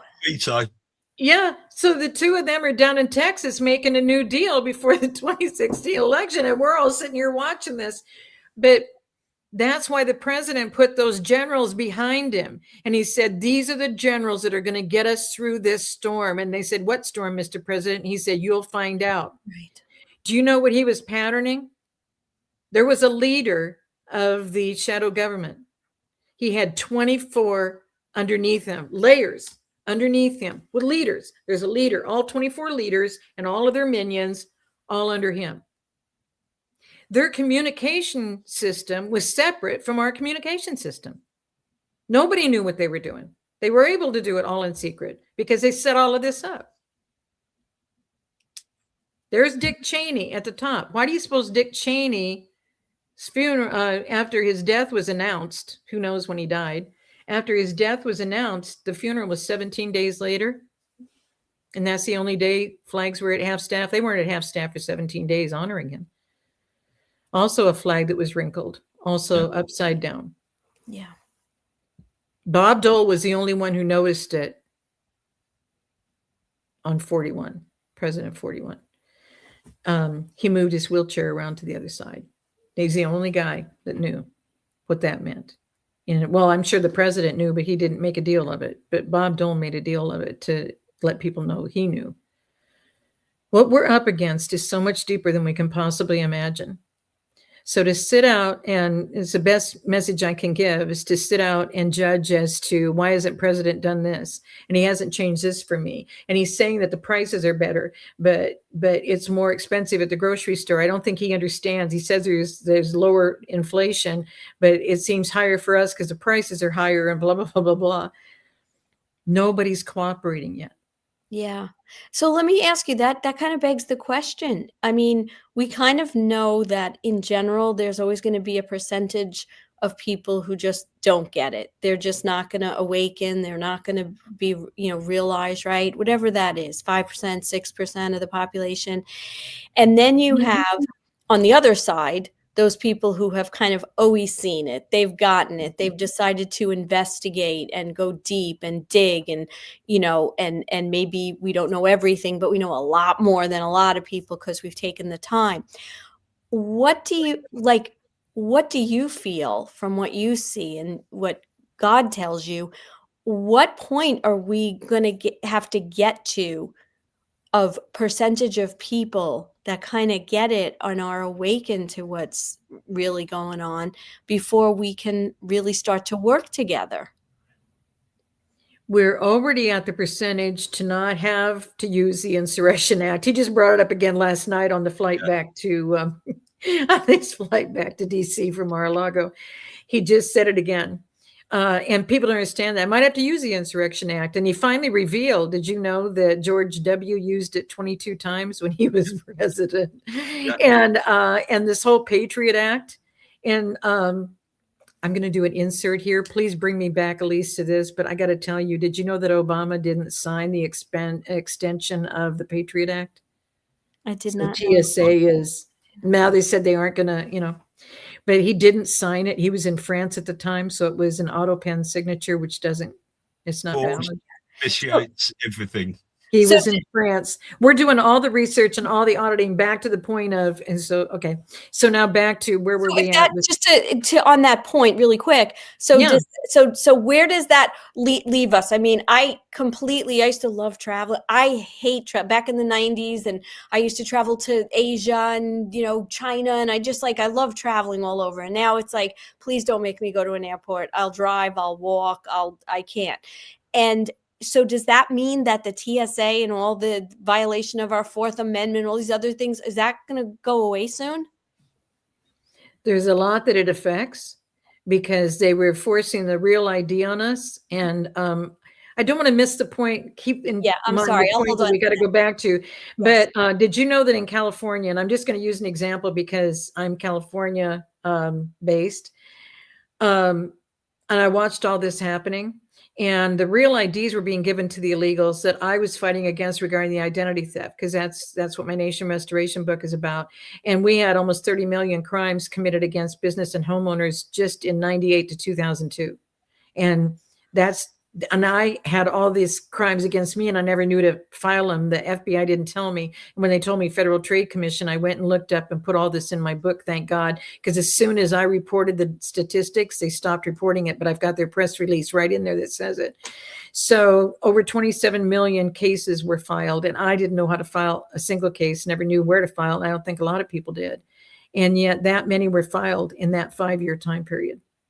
And so, what has happened to us and what's been allowed to happen to us and how to contain this and bring the people back together. We needed over 80% of the people united and understanding. We got there already. We're already there. Really? There are people you're not ever going to be able to convince. And a lot of what we're battling are the bots. And because there are farms of AI generated computers that go out and search all of our posts and try and find things to fight us against. I have someone who has 52 people that are following this person, and that person is attacking me all of the time. I thought you said this. I thought you meant this. Da, da, da, da.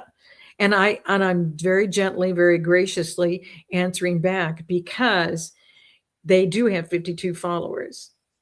But do we know which ones are bots or not bots? But I've seen this where they're sitting in rooms and all day long, that's all they do. They're paid to do this.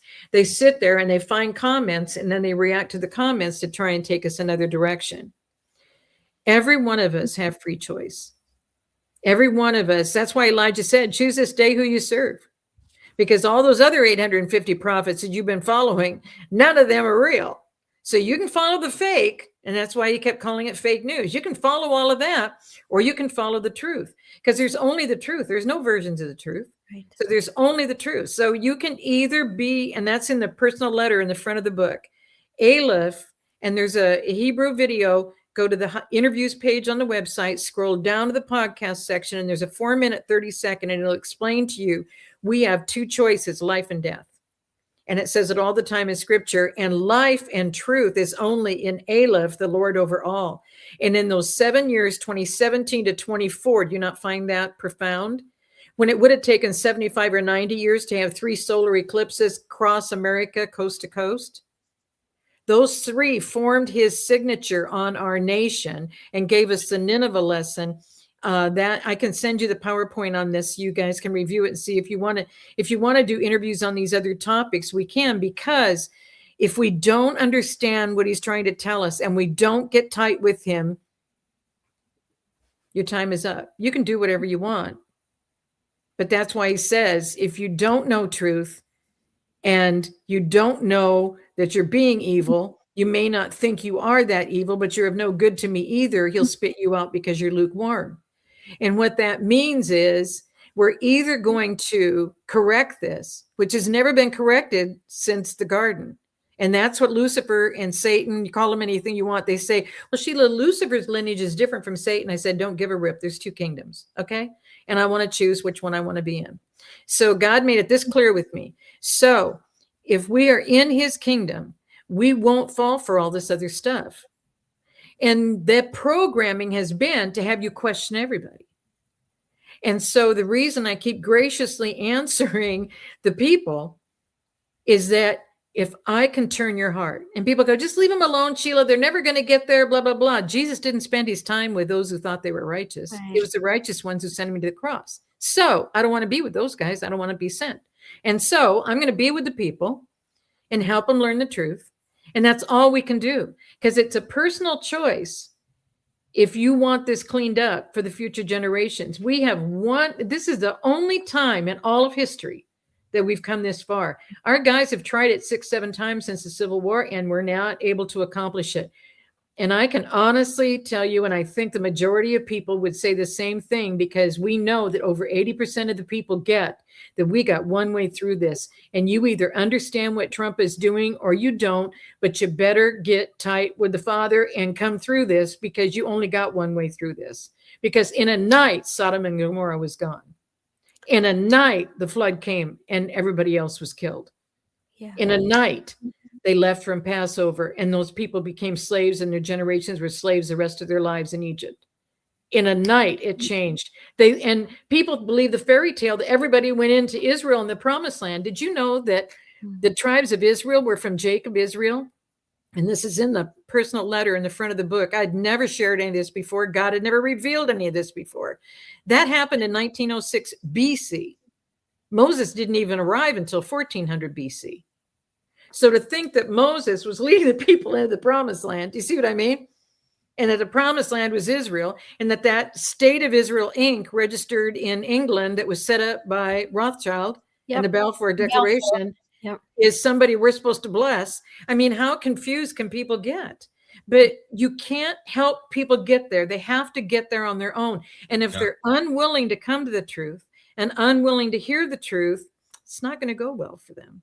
And but as Father told me, if it takes 1,000 times of touching the heart of the people to get them to understand truth, just keep expressing it. Because you could be number 575. You could even be number 999. And you're not going to be the 1,000th person, so you're not going to witness it. So Sheila, keep walking. And that meant the world to me, because I was getting stuck.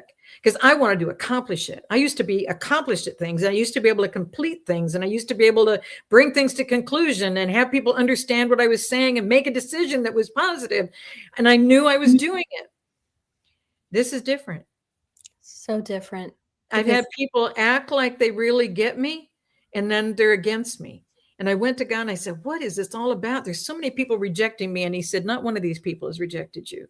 And I go, we were in the same room. And I get like this with him because this is what he wants. He wants us in conversation with him. And he never sleeps, so you don't have to worry. Found that out.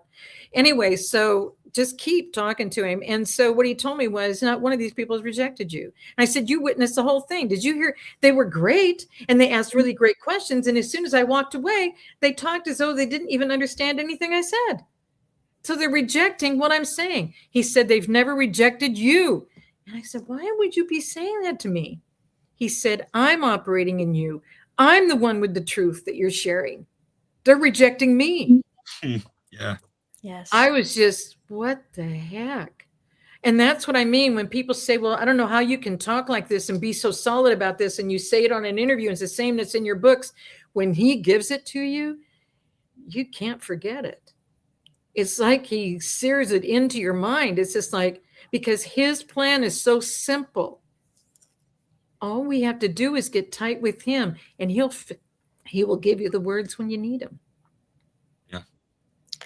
So SHEILA, when you say 80%, and maybe I'm having trouble like discerning what 80% that, because I'm dealing with people that have no clue about anything. I mean, I just say things naturally and they're like, and of course, you know, it's frustrating, right? Like I had some guy come up to me and say, do you see all these children that are getting sick now in Texas because they're not letting them get vaccinated?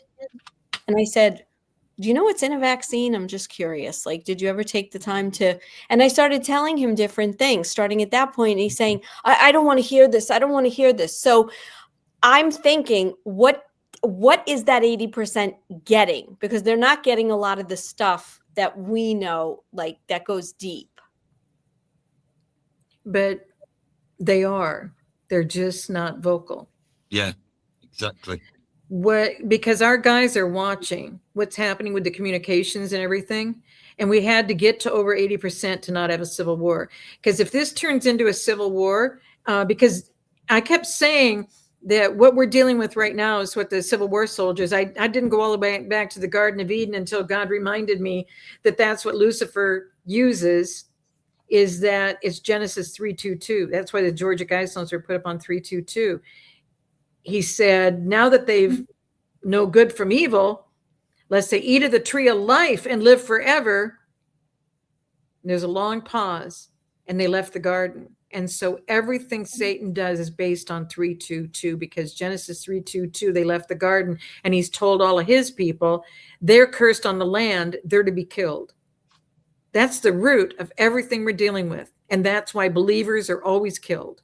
And that's why there's a picture.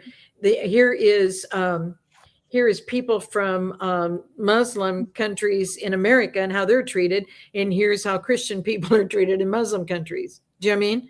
Yeah. So there's just a distinct difference because there's only two kingdoms.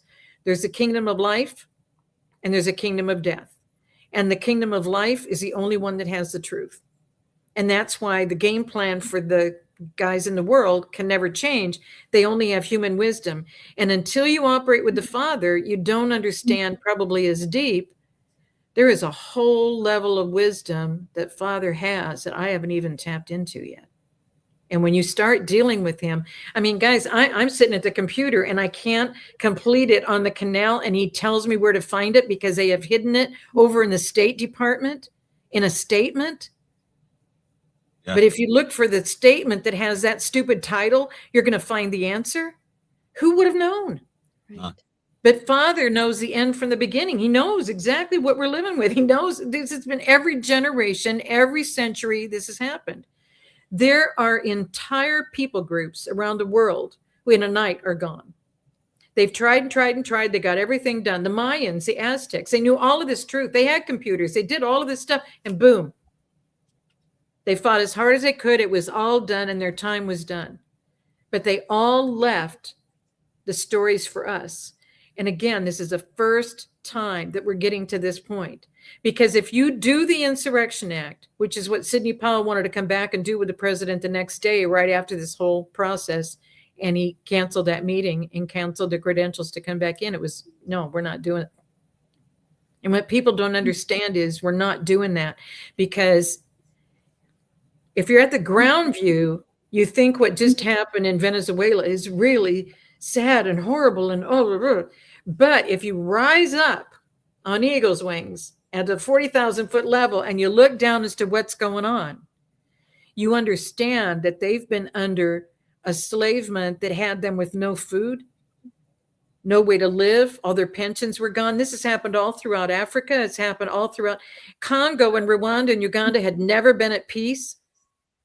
Armenia and whatever that other country was, they'd never been at peace. So get to the 40,000 foot view just for a minute if you want to. And look at the fact of all of the wars that he has stopped. There have been 8 that he has stopped already. And that's why I thought it was cute that they said this was an 8-hour war. It wasn't really a war. They weren't in battle. Guys, it was in the middle of the night. And they turned all the electricity off. There was no light. Everything was in dark when all this was done. Nobody knew this was happening. Not one leak, all because of that Quantico meeting on September 30 in preparation for this, all because of that military accountability letter back 24 months ago on January 1 of 2024. All of this has been worked on. The stuff that's happening behind the scenes, what we've got to stop doing in order to understand what's happening is stop trying to tell the people at the top what to do. All of that is being taken care of, so you're protected locally to do what you have to do. Yeah. Every village, town, city, county, state is under a corporate structure. Why do you suppose a little village has a trustee board? Right. Bonaparte set it up. All of this is in the new book. All of this, he set it all up. That's why you use the word municipality. They have programmed you on what the terms are and what you're supposed to accept and who you're supposed to put in. And did you know they have a merit-based system? They self-select who's going to be in those positions. And it says right in their structure that only 4 people will you vote on. And that's why they had to rig the votes, because you were going to try and put your people in. They're letting you vote as a courtesy. Yeah. We have not understood where we are. An But illusion. we cannot spend all of our days and nights on that's why refer people to a link and let them study it themselves. Because when you try and tell people who don't understand truth, and we don't even know who's already hardened their hearts and there is no change for them, we keep thinking we can change people. It's not up to us to change people. All we can do is direct them to the truth, and then it's all their choice. Yeah. And the people that are resisting this, the people that are not happy with what's going on. I mean, what is Clooney thinking with he and his wife and the 2 children becoming residents of France? He has no idea the problems in France. France only had one teeny little section that they put in a different color that voted for Macron. And yet Macron's the president of France? Really? And so if you don't understand a situation, but you can't explain to people when they've made up their minds and they've decided what they're going to do, it's not our job to try and change them to something else. There's no pattern in our history where that's ever made a difference. But now that we're at this point, all we can do is keep having the digital soldiers getting the truth out to as many people as possible, because people are hearing it and understanding. I've had people write the most amazing things to me saying, I wish I would have met you 7 years ago. I've even had marriage proposals because this truth has just so changed my life. I want to run across the street and kiss you if I knew where you were. And I just will tell you right now, I'd love to just extend a marriage proposal. I mean, is there any chance? I mean, it's funny. It's cute, but when you hear truth and it resonates with you, I have kids 10 and 12 years old who've made their parents sit down, shut up, and listen. This is going to make a difference. And the parents sit down and listen to the interview, but they hear about it from their not even teenagers yet. I've had juniors and seniors give up their proms, give up their gifts, give up their senior trips, give up their senior graduation gifts, give up everything to get to a conference to meet me in person. And just give me a hug. I mean, it's just, what? Do you know what I mean? But truth has not been available because the truth speakers keep getting killed. Yeah. So we're not worried about those who have already decided this is my pathway and I understand it and you're not going to tell me anything different. Let them think that way. Because we have so little time to reach as many people as possible. Yeah. And we've got to keep saying the truth. Yeah. Exactly. They'll never shut me up. And this is why General Flynn is constantly out there going, local action equals national impact. And, you know, you even go into the Q, a lot of people go, trust the plan and all this sorts of stuff. But Q drop 4511, military civilian alliance. And Yes. I've said it many times, this, whatever's going on behind the scenes with this operation and Trump and Q and everything, we the people have to rise up to a certain level. Trump says we're giving power back to you, the people, but the people have to rise to a certain level before any of that you can't give power back to the people that the people are just going to give it away again, you know, go through this crap again. So yeah, we the people are the plan, or a very big part of it anyway. That's absolutely true. So when we look at Maduro, and you said yourself, he's going to now speak, right? He's going to now have to talk and tell everything. In terms of just getting to like what people are going to hear, do you think this is also going now to, we're going to hear about the election fraud and some of those things that were going on, and what was, because I think there's still people who don't really understand. They get it, but they don't get it. About, we don't have to worry. We don't have to worry if they don't get it. Maduro, the president, here's a statement the president made that makes it so clear. He's going to live. He's going to be in prison. You're going to be able to tell him what to do, but he's going to live. Now, what does that tell you about the pressures that he was under and who was in control and he was not? Yeah. There's, it's related to the elections. Tina Peters has the whistleblowers from Venezuela. That's why they still won't let her out with the presidential pardon. Colorado is sold out to the Venezuela structure as to exactly what's going on. We have no idea how our governors have sold out our states, our land. There are areas by almost every base that multiple acres were sold to China. And China is not always, they're not always the enemy. But when you let people buy land that are there, another national go, and that's why the president, when they said he was taking over the oil fields and he was, now we're going to have more, America's going to have more oil level than Saudi Arabia. It's like, stop. That is so much disinformation. Peace, stabilizing nations. That's where we are globally, everywhere. We want Cuba to be stable. It was Ted Cruz's dad that brought Castro into Cuba.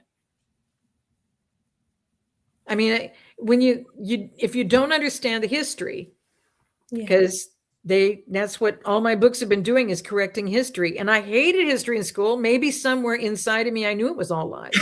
I don't know, but history and civics were just crap to me. I just like, I'll memorize it for the test. That's about it. You know what I mean? I didn't care. Oh, Monroe, who didn't care? Monroe Doctrine. You've got to stop this infiltration. You're letting the tyranny come back. 1820, he presented it to Congress. Then he was president.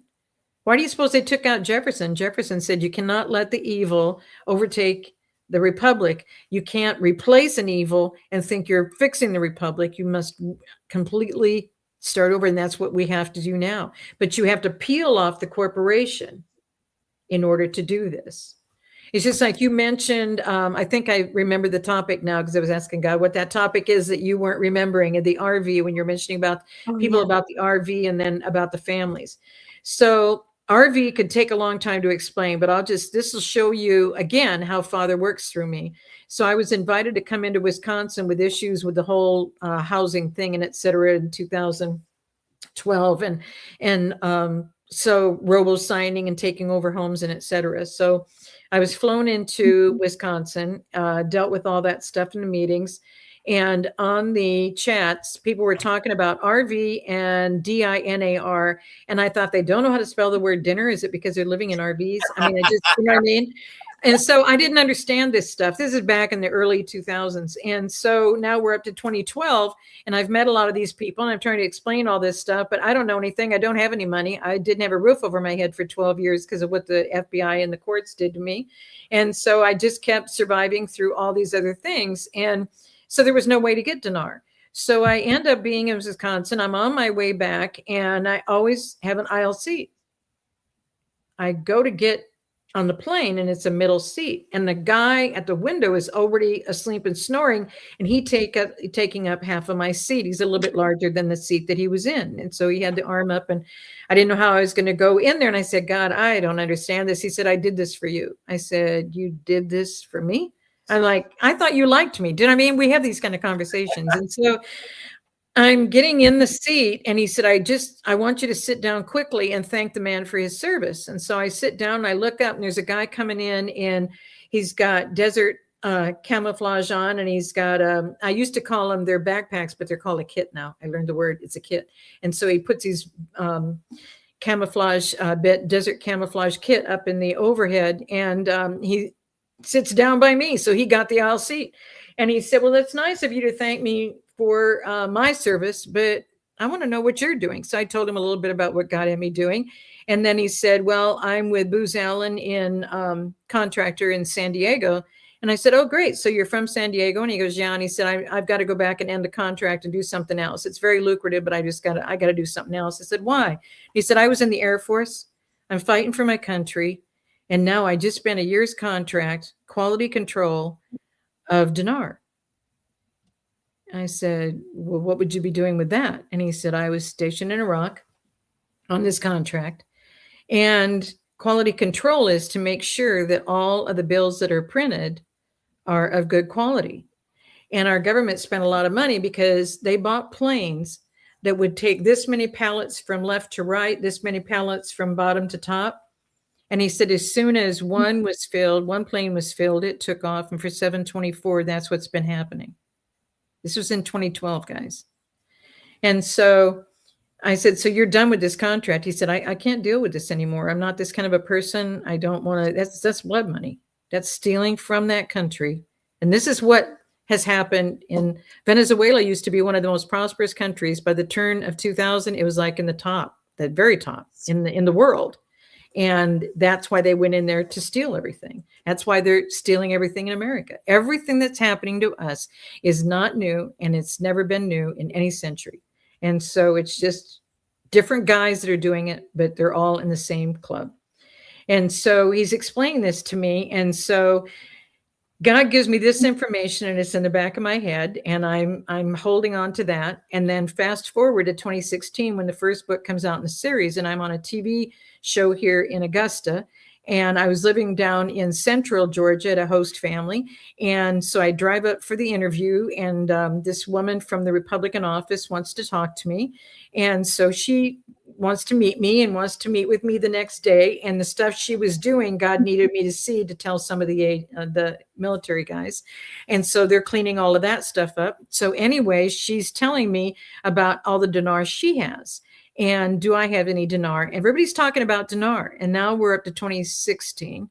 And because the book had just come out. And so she's telling me all of this. And we fast forward into 2017, and she wants to meet me for lunch. And we haven't talked since that original conversation where she's asking me about the dinar. So she said, you're not going to believe it. President Trump has everyone in urgent mode, emergency status, red light status in DC. I said, what's going on? And she said, well, he's causing them to do an audit. I said, well, that's great. Audit of what? Audit of dinar. Dinar kept coming up. Do you know what I mean? So she's telling me about this audit. And I said, well, so what's going on? And she said, do you know that he's demanding that they count every single dinar? I said, well, that's an audit, isn't it? If it's cash, wouldn't that be what it? Right. She goes, no, they were telling him how many boxes. Is the same boxes, sir. Nobody's moved the boxes. The boxes are still the same. They still look the same. They have the same titles. Everything's the same. Why do you want us to go back and do another audit?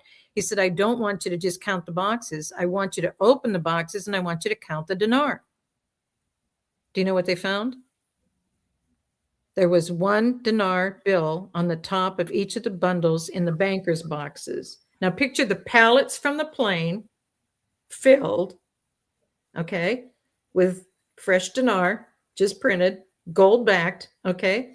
And then you come and look at these boxes, and it's just dinar on the top. And remember when the brokers were selling, you buy $1,500 worth of dinar and you're going to end up getting $1 million, blah, blah, blah. Everybody was making money off of this dinar. So she said, I can't believe that they would have done that, et cetera, et cetera, et cetera. Okay, so now we're in 2017.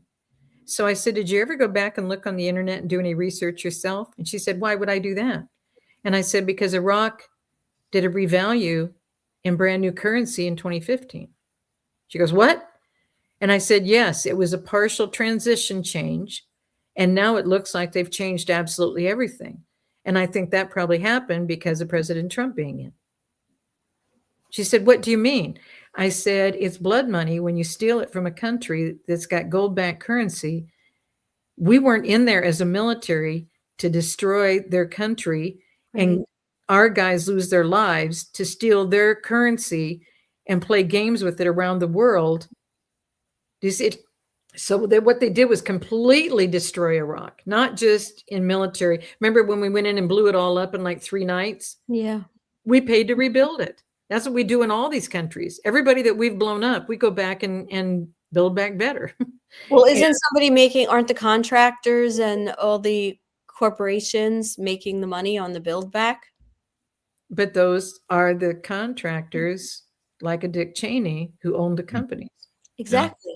Do you see what I mean? So it's all, there's so many layers to this. And the best way I can describe to calm everybody down is those are layers you can't even begin to deal with. So don't get concerned about those layers. Don't try and do changes in those layers. Don't get upset with the president that he hasn't changed your egg prices yet because he's working on oil prices. And he's not a dictator and he doesn't have to change anything. Right. He's going in and forcing our Congress to do something for the people. That's what he's doing. And he's doing a lot. I'll give you one example. My first book, I was taken up to the top of the Okmulgee Mounds, the funeral mounds in Macon, Georgia. And I was with a woman who didn't know anything about the Okmulgee, but then I said, well, then they were called the Mississippians because they were killing all the Okmulgee, so they changed their name to the Mississippians, and then they left the Mississippians alone because the Okmulgee they couldn't find anymore, so they thought they killed them all because Okmulgee were believers. Do you see what I mean? This is how it's been working in this world the whole time from original Garden of Eden. And so I get to the top and God says, I want you to take a picture of the sky. I said, it's the same blue sky, some cumulus clouds, same thing in Moravian Falls, because Macon, Georgia, Moravian Falls have huge angelic presence, because if those were the 2 pillars holding the gates, when Christ enters through the eastern gates, the Georgia Guidestones would be right where the gate would open, right in the center. Do you see what I mean? And so that's what the whole book series started on, that understanding that was given to 3 prophets on the same night in different parts of the world. And those 3 prophets died within 1 year of me coming to Georgia. And those people that worked for them were told how to find me in Georgia to tell me their portion of their perspective of this. And it was the same word and vision given to all 3 men on the same night. And yet they were all gone within the year that I came. So when you put this together and you realize what's going on, and so here I am in Macon and I'm up at the top and God said, please, I said, it's the same as Moravian Falls. Same blue sky, same cumulus clouds. He said, yes. And you took a picture. And I said, yes. He said, so why won't you take a picture? I said, it's the same sky. Who's going to believe it's a different sky? He goes, just take the picture to see it from my perspective. I took the picture. It is the darkest, most horrific looking picture. So this gal that's with me, she's at the top. She is very athletic. I'm not. And we're up like 7 layers of wood steps getting up to this top thing. I said, would you please, she had a brand new iPhone and I've never had an iPhone. And so I thought, she's going to get a better picture. This one is just really bad. So she takes a picture. You can't tell which phone took the picture. It's exactly the same picture. The content of it is exactly the same. The depth of evil looking in it is exactly the same. Those 2 pictures are in the book, and the explanation of how they went into Macon, Georgia, that was going to be the new government headquarters. They stole 2,300 of the 3,000 acres the Okmulgee owned in Macon, Georgia. Most of it they ripped through the funeral mounds and put a train track in. Wow. Do you know what our president did? He wanted a second copy of my book. If we have time, I can tell you how crazy that was, getting a book to the president. But so I sent it from New York on December 11, and it got delivered to the president after his inauguration on January 24 of 2017. It went all over the country. I didn't know about security, didn't know about anything. And so he gets the book because he said he loaned it out. You remember how they were quoting 2 Chronicles 7:14, if my people were called by my name? Mm-hmm. He and Pence were quoting it. I think he loaned the book to Pence because Pence was quoting it too. And he said, I loaned the book out and didn't get it back. Well, his staff told me this out of New York. It went to Bedminster. I didn't know he went to Bedminster. Okay. So all this was happening. So he gets the book. He wrote the bill to get them back their 2,300 stolen acres in 2018 in February. And by 2019 in March, he signed it. And then they started having meetings in Macon. I think they're still having meetings I haven't seen lately. How can we give these acres back? And how can we figure out how to give these acres back? We only have a certain amount of time. It's the old FAFO. You know what I mean? Because that's why this weekend was all about, okay, you found out. We gave you a deal. We gave you a deal. We gave you a deal. We kept cooperating. We kept giving you another deal, and you chose not to do any deal. He could have gone off and retired somewhere on an island somewhere and stayed out of trouble with his family. And he just, but to the people he's beholden to, he can't. Do you see what I mean? Yeah. Woodrow Wilson couldn't change.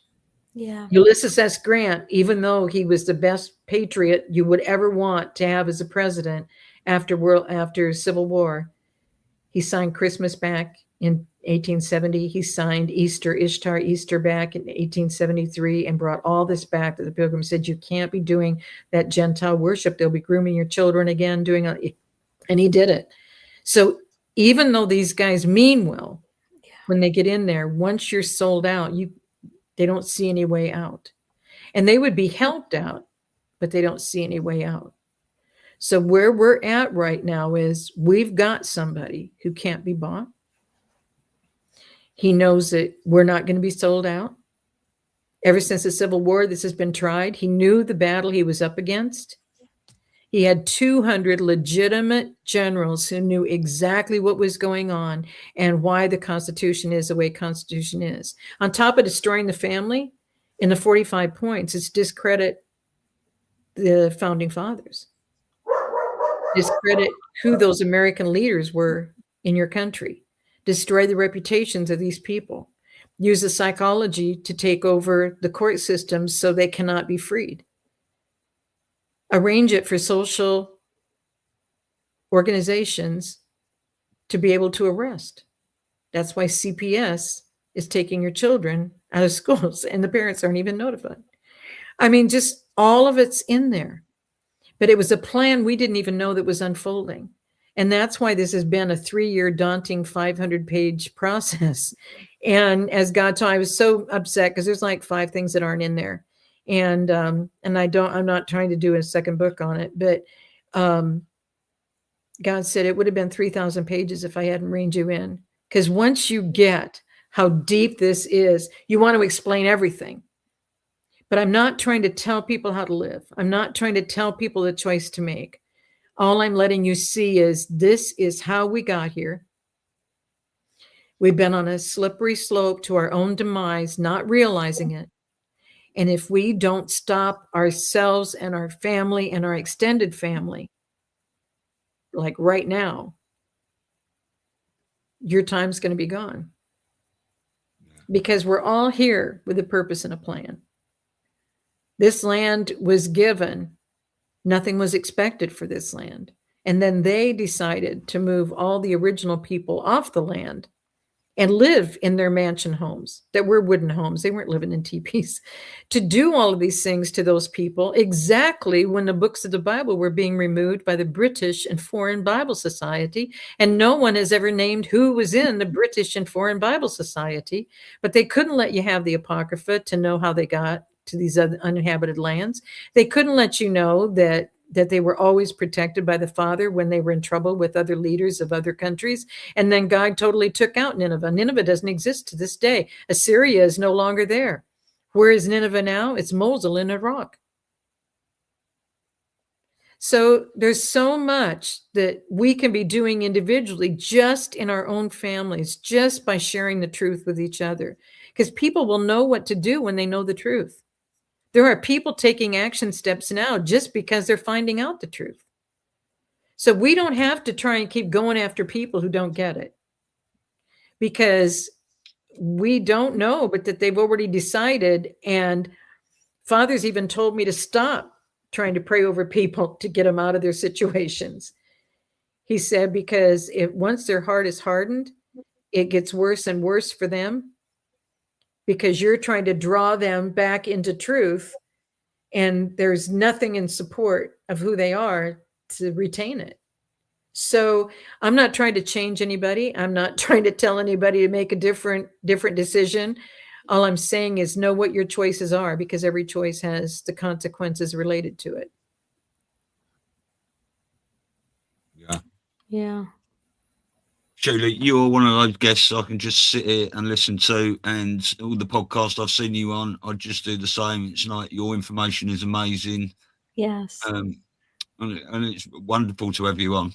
Yeah, your presentation, you just the way you tell a story, you really do. You're just an amazing storyteller, because that's what all this is. It's weaving everything that's happened. And can't thank you enough. And we are going to take you up on that offer to come back, because there's so much to unpack. But I just love the way this podcast went with you, because you really brought us in, like, through the history and through the information and what's happening in such a beautifully woven way. So we thank you so much. Yeah, and if you ever work with one and want to come on together, that would be absolutely awesome for us. Yeah. Well, send me what's available, and I'll talk to him, and I'll share just one funny one, because I mentioned about I try not to leave things open.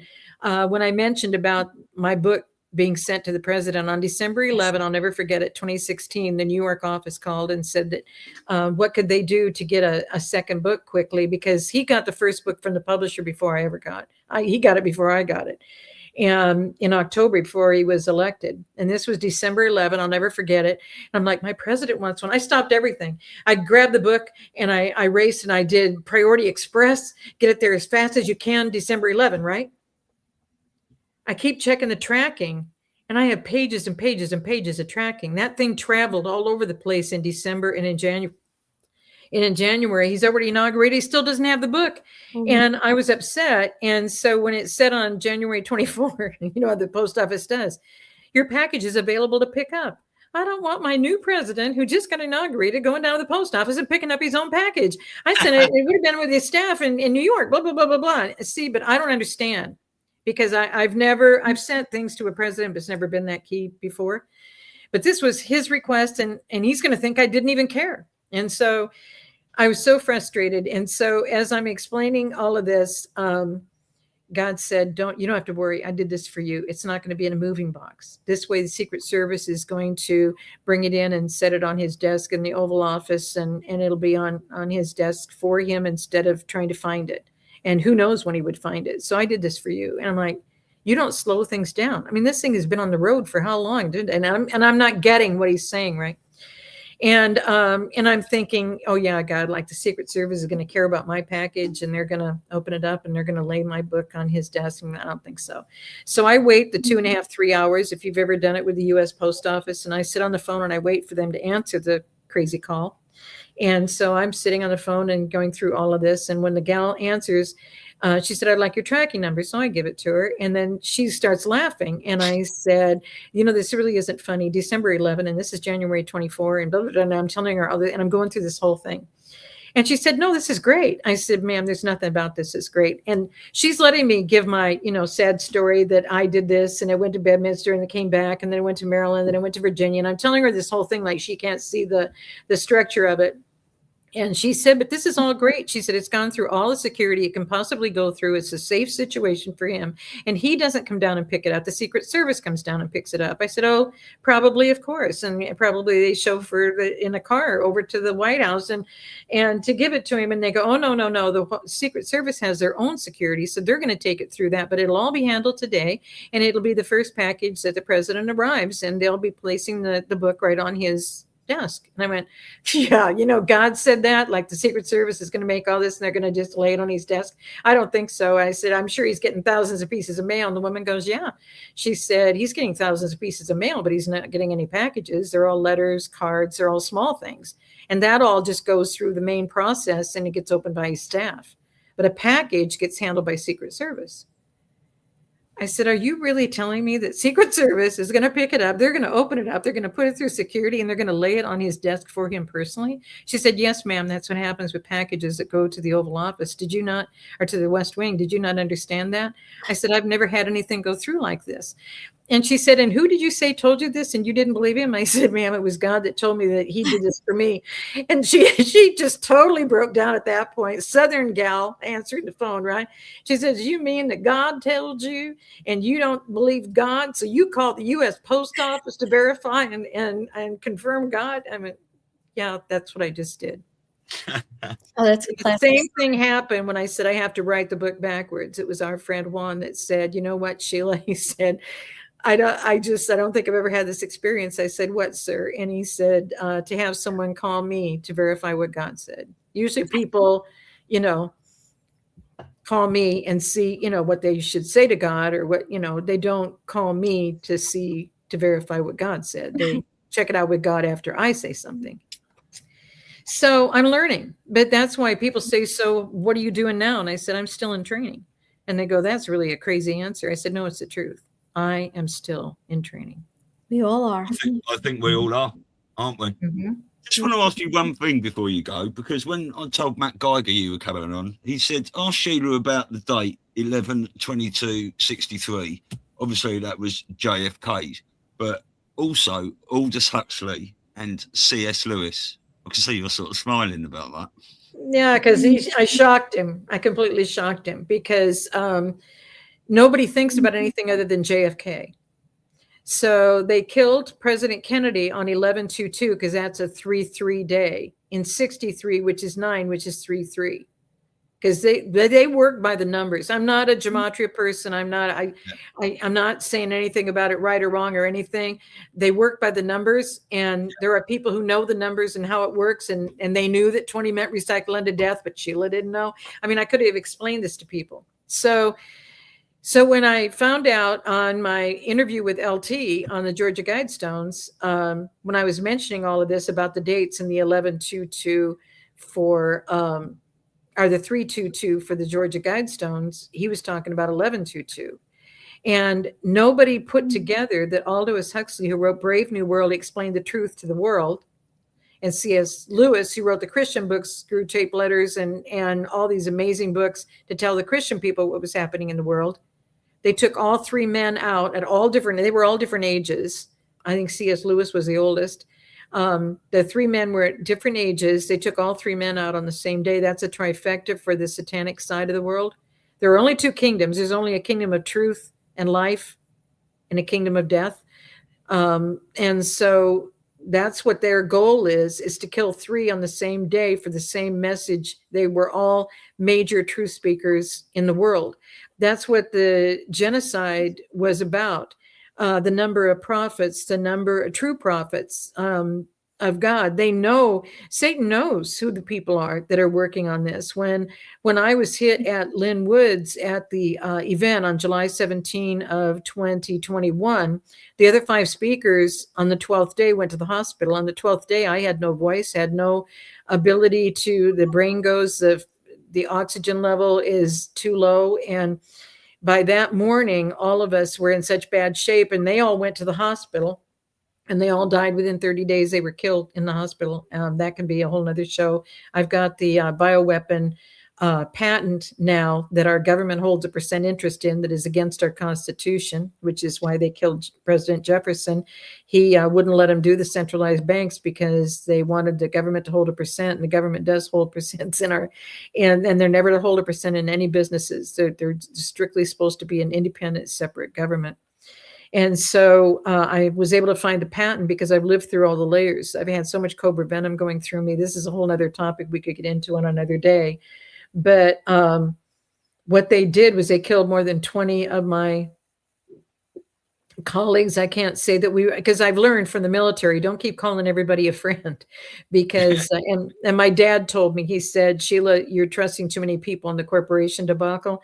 He said, you don't have to look at who's even jumping in the foxhole with you, because you're never going to know who's got your back until the shooting starts. And so I have learned that over and over and over again. But anyway, I lost 20 people that I knew that were platform people in 21, all targeted the same way, all the same symptoms, and they all went to the hospital and they were all killed in the hospital. And we have all the proof of this now in what they were doing. And that's, again, a topic for another day. But what God has brought me through in order to connect these dots is just, people think that, oh, well, she just understands these things because of, no, guys, I would have no way of understanding this. And that's why there was a mess up. And if you see the word Hebrews instead of Hosea as a scripture for 4:6 in Hosea, it says, my people perish for the lack of knowledge. My people are destroyed for the lack of knowledge. When we don't gain knowledge, we're never going to have the understanding. So this is a path for the people who don't think they understand what's going on. You don't have the knowledge about a thing. So either get with somebody who's got the knowledge about it, because if you don't have the knowledge, then you will not be a spokesperson. You will not be able to do anything, not only in your life, but for any other life. And just read the scripture and continue on, because all we hear are the quotes. And that's because they don't want us to know the whole truth and nothing but the truth. And beyond that is, you not only won't be able to do that, but he'll reject your generations. And that's where America is. That's where all the nations in the world are, because they took us all to this point. Because you didn't gain knowledge of what they were doing. You can't do anything about it because you don't have an understanding about it. So when someone comes in with the wisdom, you don't realize you're doing it. You're attacking the person with the wisdom, and you're doing everything you can to go at them and destroy them. You don't even know you're destroying them or trying to destroy them or speak against them, because so few people will gain the understanding once they have the knowledge. And until you have that, you can't even understand God's wisdom. A Hebrew scholar told me, he said, God has shown me, and you like argue with him all the time. And it doesn't bother him, because you have really good arguments and you have a really good defense, and you're really trying to understand it at a deeper level.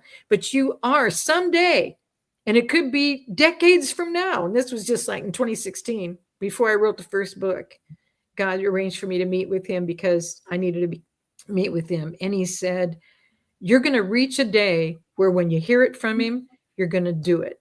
When you hear it from him, you're going to do the right thing and react the right way. You're going to take it on and just go. But in the meantime, you're asking really good questions, and he really doesn't mind, and he's enjoying it.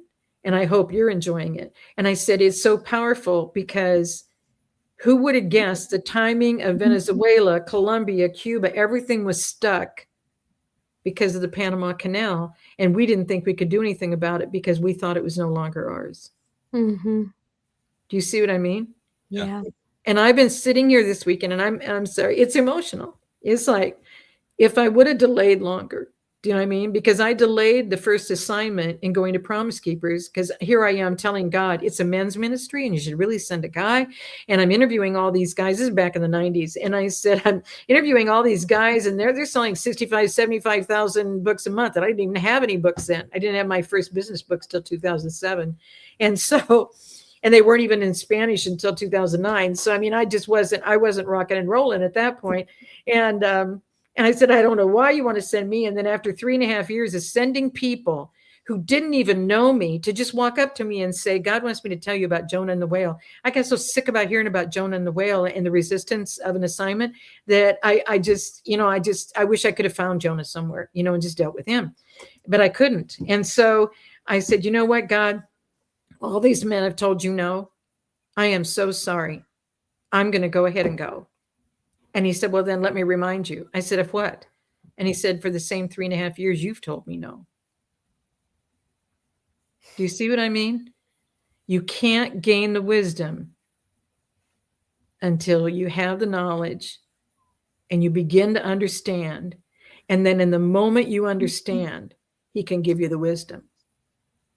That I was the same as every one of those men who didn't go. They were going to be paid to go.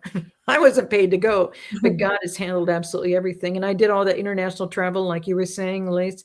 I did all of that. Alyssa, I did all of that time. And he handled everything. And then when I ended up 12 years without a roof over my head, 12 were the great place, 12 without.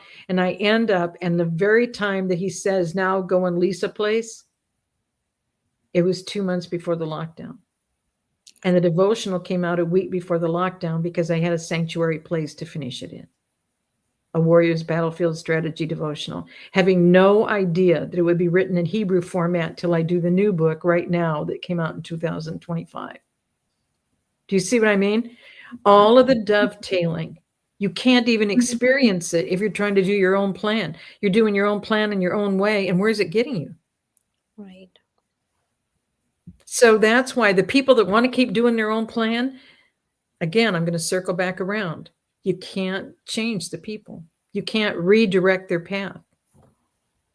I mean, I just found out again the other day, God just does these crazy things with me. I tried to go down the steps or up the steps, starting with my left foot. I've always started with my right. I never knew I always started with my right. Didn't think it mattered. I didn't know if I was going to be able to keep my balance just going up 4 steps. I mean, what the heck is happening? And God said, you were trying to change how you operate. Like, what the heck? Do you see what I mean?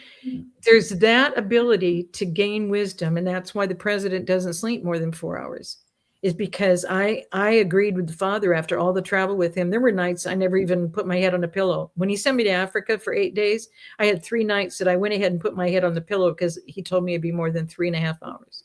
And that's kind of where I was, because once you're traveling with him, working with him, sleep doesn't matter because he never sleeps. And you, if you think the gems are intriguing in the book, you ought to be in a conversation when I'm in the conversation with him. There is nothing like this. And that's why when I kept saying get tight with the Father, people said, I don't know why you keep saying get tight with the Father. I don't even know how to do that. I said, are you even talking to him? Well, how do I talk to him? I said, like any other person. Well, what do you mean? How do I introduce myself? Just say, I want you. I want to hear your voice.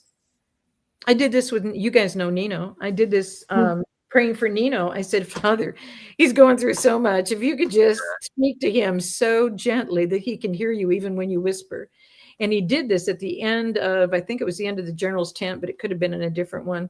And he gets to the end of the interview and he goes, you know what, Sheila, the craziest thing is happening. I think I'm hearing God's voice. I mean, it's just like he's in a whisper. And I said, well, great. That's an answer to prayer. And he goes, what? And I said, that was my exact prayer. May he hear you even when you whisper. And he started to cry and he cut the interview. I said, why'd you do that? And he said, I don't cry on camera. Yeah, I've seen him cry a couple of times, but he has been going through a lot of stuff, hasn't he? Especially with his parents and everything at the moment. Well, and Jaco, did you guys know that Jaco called me and said, I got to do an urgent interview? I said, why? He said, you know that book? I never told him about the devotional. He said it was a Warrior's Battlefield Strategy, and he holds it up on the camera. And I go, what? And he goes, yeah, we got to do an urgent interview. Can you do it on Sunday afternoon? This is like Saturday. You know what I mean? I said, okay, we can do that. And so I go on the interview, and in the first 5 minutes, he's talking all about what he's already learned. He said, guys, I only had this like 5-6 days. My life has already changed. And I was in such a tough situation and I wanted to get through it. And then it's like he put the armor of God on me, and what came out of me, I did not know what I was speaking. You know what I mean? It's almost scripture coming out of his mouth. And the thing is, I pray for people, and then God does these crazy things, and people were just like, oh my gosh. And his testimony was so profound, and the testimonies of the people in the comment section were just amazing. And so he's mentioned it a couple other times. It's amazing because you don't know. You just don't know. But I didn't try and, it would really help you guys if you would get my devotional, and it would really help you change, and I don't do it. Do you see what I mean? But I just thank Father if he will do whatever it takes to reach them so they know that they know the truth before the end time. Yeah. That's it. Wow. Beautiful. Beautiful. Okay, well then we can finish up there. Have we got Mark Abrams on tomorrow? We do. Mark Abrahams, he's coming on tomorrow. It's funny, you guys. He introduced us to you, and he hasn't had me back on. Oh, we only did one. I'm sure he will. He's such a lovely man. Isn't he amazing? So So sweet. gentle. After being in broadcast news in New York for all those years, he's just got such a gentle giant. It's just amazing. Yeah, I think, well, like our community, like Stu and I are finding, like, we just all find each other, you know, like people that have a similar mission, or, you know, understand that we're here to do something good. And, you know, none of us are perfect, but it's so nice to just have all these people that, at least in my life, that I've had over the last couple of years, it just feels pretty, it's not a coincidence. Let's put it that way. Mm-hmm. No, everything's happening at the right time, isn't it? And Yep. we're seeing a lot unfold now. D-class people, drip, drip, drip. It's going to be turning into that flood. We're there.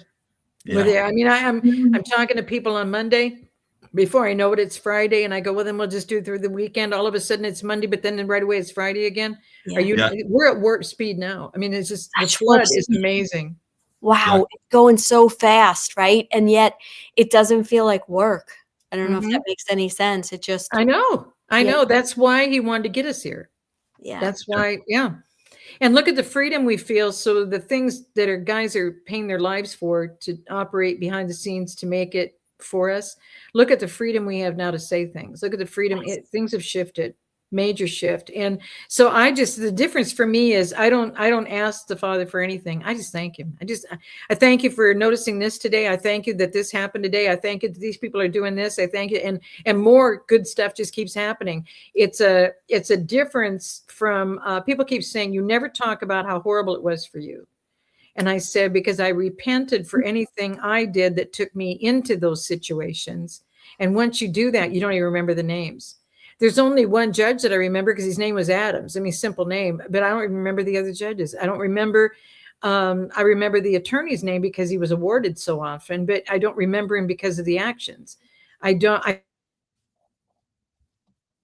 couldn't remember the name of communication with Daley for decades. I mean, I couldn't remember it when they invited me to do the federal grand jury case. So I had to wait until I got the FOIA. You know what I mean? It's just when you let it go, when you pray through, when you forgive the people, it's the unforgiveness, and it's holding unforgiveness against them doesn't hurt them. It hurts us. You're right. And so when I learned all of that, I don't remember their names anymore. And because the problem is when you are a truth person and you keep saying how your life is going, and it's all the hell that they put you through, guess what? You get to keep living. You're talking and redirecting your life right back to that same status. Right. And that's just, it's not worth it. People keep wondering, well, how did you live without a roof over your head for 12 years? I said, I was never without. And God, and the Christians, I'm so sorry that Father allowed all those horrible things to happen to you because you're such a good person. And that's just not right. And I said, don't ever, ever question what Father did, because he never let go of my hand. He brought me through absolutely everything. And if you knew the number of times they tried to take me out, that's before the targeting, guys. I went through this since the 90s. And so even last year, they removed me as an American again. 24. I mean, so last year I had to go and get my 24 driver's license renewed because they had to give me an extension. What do you mean you've erased me? And I had to figure it all out again. In 24, they did it in 2012, by 2012, and they did it in 24. You saw the one with the 3 Arizona cars in the video. When they did it in 2012, I'm like, what do you mean I'm not a citizen? You know, I'm not an American. And they said, ma'am, you got a problem. Because there are a lot of systems that our names go into. You don't show up anywhere. But the person with your name owns this car outright, and all of your ID is in that same name. So the problem we don't think is you, and we're not going to arrest you because it's Thanksgiving weekend. I'm like, arrest me for what? They said, ma'am, you don't appear to be an American. It looks like you have fake information. So you really got a problem in California. And I'm like, yeah, I know. That was 2012, and I've been dealing with it since 92 as the first ID change. And there were changes every few months, 25 pages in the federal grand jury. What a warrior. Yeah. I know. We're not going to stop. We're not going to give up. No, And none of it. look what he's brought me through. I wouldn't be able to be doing any of this right now if I hadn't been through hell so many times. Yeah. If I didn't know the underbelly of the credit bureau system, the financial system, the banking system, they've done it all to me. The insurance system, you name the system, you name the government, you name the bureau, you name the department. I mean, nobody, once they find out that you're vulnerable, it just doesn't seem to stop. But God knew I would not stop. He knew that I would not quit. He knew that it was important to me to get the word out, having no idea he would give me this level of wisdom to understand these things and to explain these things. That's what shocks people. They said, you have such a way of just explaining things. Your books aren't hard to understand at all. Even this new book, I was so worried. I said, God, this is going to be so complex. And that personal letter, the humor of the personal letter, I said, yeah, I'll do about 8 to 10 pages. We were done with the book.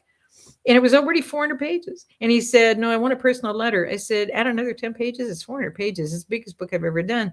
And he said, you have to do a letter. I didn't know it was going to be almost 100 pages for the letter. And I said, this is going to be shocking to some people because they're not going to care when Moses was born and everything else. He said, it all comes together. If you tell them that all the gods and goddesses are the months and the days of the week, and every time they set a date that they're going to meet somebody on August 15th on Tuesday, they're already naming 2 gods before me. And I'm like, oh, okay, so I'll put it in, you know what I mean? And I put all this stuff in, and it means something to everybody.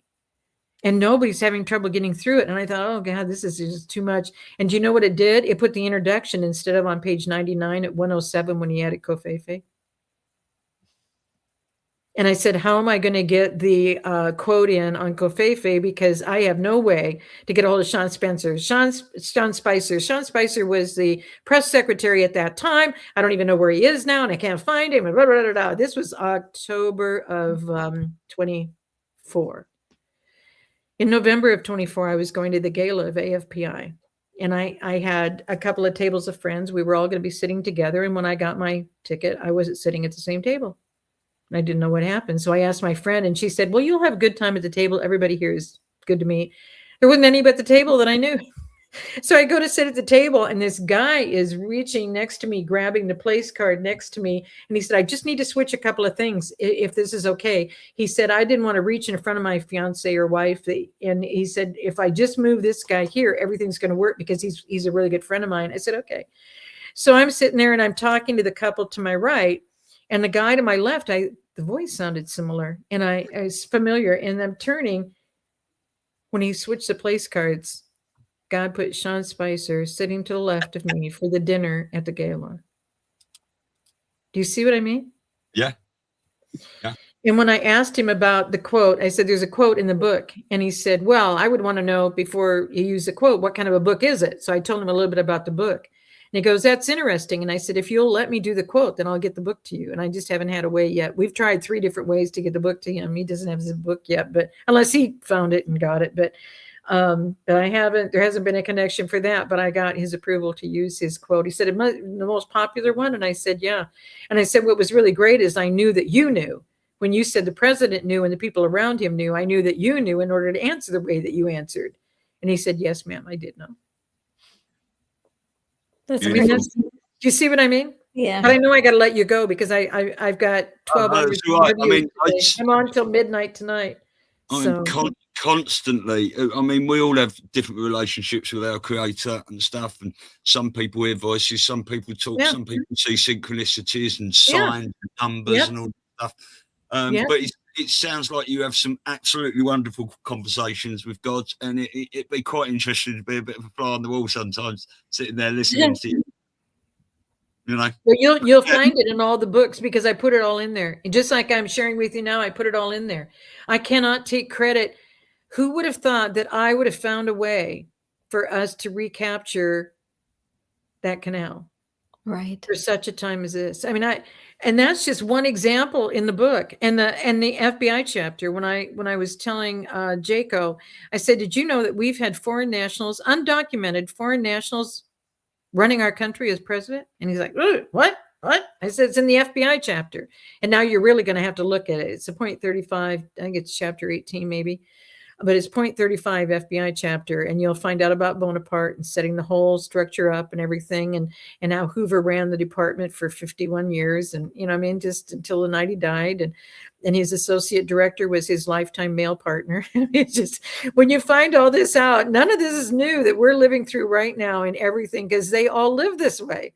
And so they're just looking at us going, you guys are just so boring. You're just boring. Just, we're having a great life over here and you're just boring. And that's why the Pilgrims are called Puritans. But when you live in that and you have that wisdom, you have such a peace. And that's why our president is causing peace to happen all over the world. He's doing whatever it takes to bring this world to peace, because that's what we all want for our families and our future generations. That's what we all want. And we outnumber them in great, great numbers. And when they go into the killing fields of us, they kill millions at a time. And that's what we're doing to stop this. And if people can grasp that, it'll help them decide. I'm going to decide to get tight with the Father and pray that he does whatever it takes to save these families from putting them on drugs in school so they become drug addicts, so that we lose them when they're in their 20s and 30s. They don't have a family. We're going to stop this. And until people decide that, it's their decision to make. And it's a simple decision, and some may die never making it. But between the day I arrived and the day I go, and I'd rather walk off with him, because when Moses was brought on Adar 7 to this world, on Adar 7 in another year, Father took his hand and walked him away, and he was no more. And that's why Lucifer was in trouble, saying, so where are the bones of Moses? Can you tell me where the bones of Moses are? I think that's in the book of James. But anyway, if we knew the truth, and the only way to know the truth is to get tight with the Father in any way that you can. And he's not going to withhold from you. But you can't go to him and say, I want you to do this. It's the same as telling Trump what you want him to do. There's only one way through this storm, and our guys know how to get through this. And it's your choice whether you want to go through with them or you don't want to be around anymore. Yeah. Sodom and Gomorrah was done in a night. Yeah. Noah's Ark left in a night. Yeah. It all happens that quick. And that's where we are. And it's going to be biblical. Mm-hmm. Yeah. Exactly. Or you can stay in Egypt and your family will be enslaved, because we've never been free and never been independent in America ever. So, yeah. And since you're on here, Stu, we should do the one about his last trip to England. And have you ever heard my interviews on that? Yes, I think you were with. I got that written on my list actually. You with Jaco, I think, and you were talking about, because obviously me and Elisa talk about Q and stuff all the time, and all the comms in the tweets and all the things we're seeing and all the discrepancies and the clues they're giving us that Patriots are in control and don't worry, you've got to have the eyes to see it. But you were talking about when Trump was with King Charles and all the little I can't think of what I want to say. Why were they at Windsor? Why was he riding in the, have you ever seen any president or any other national leader ever ride in the carriage? No. Have you ever seen any global leader ever be there and not be at Buckingham?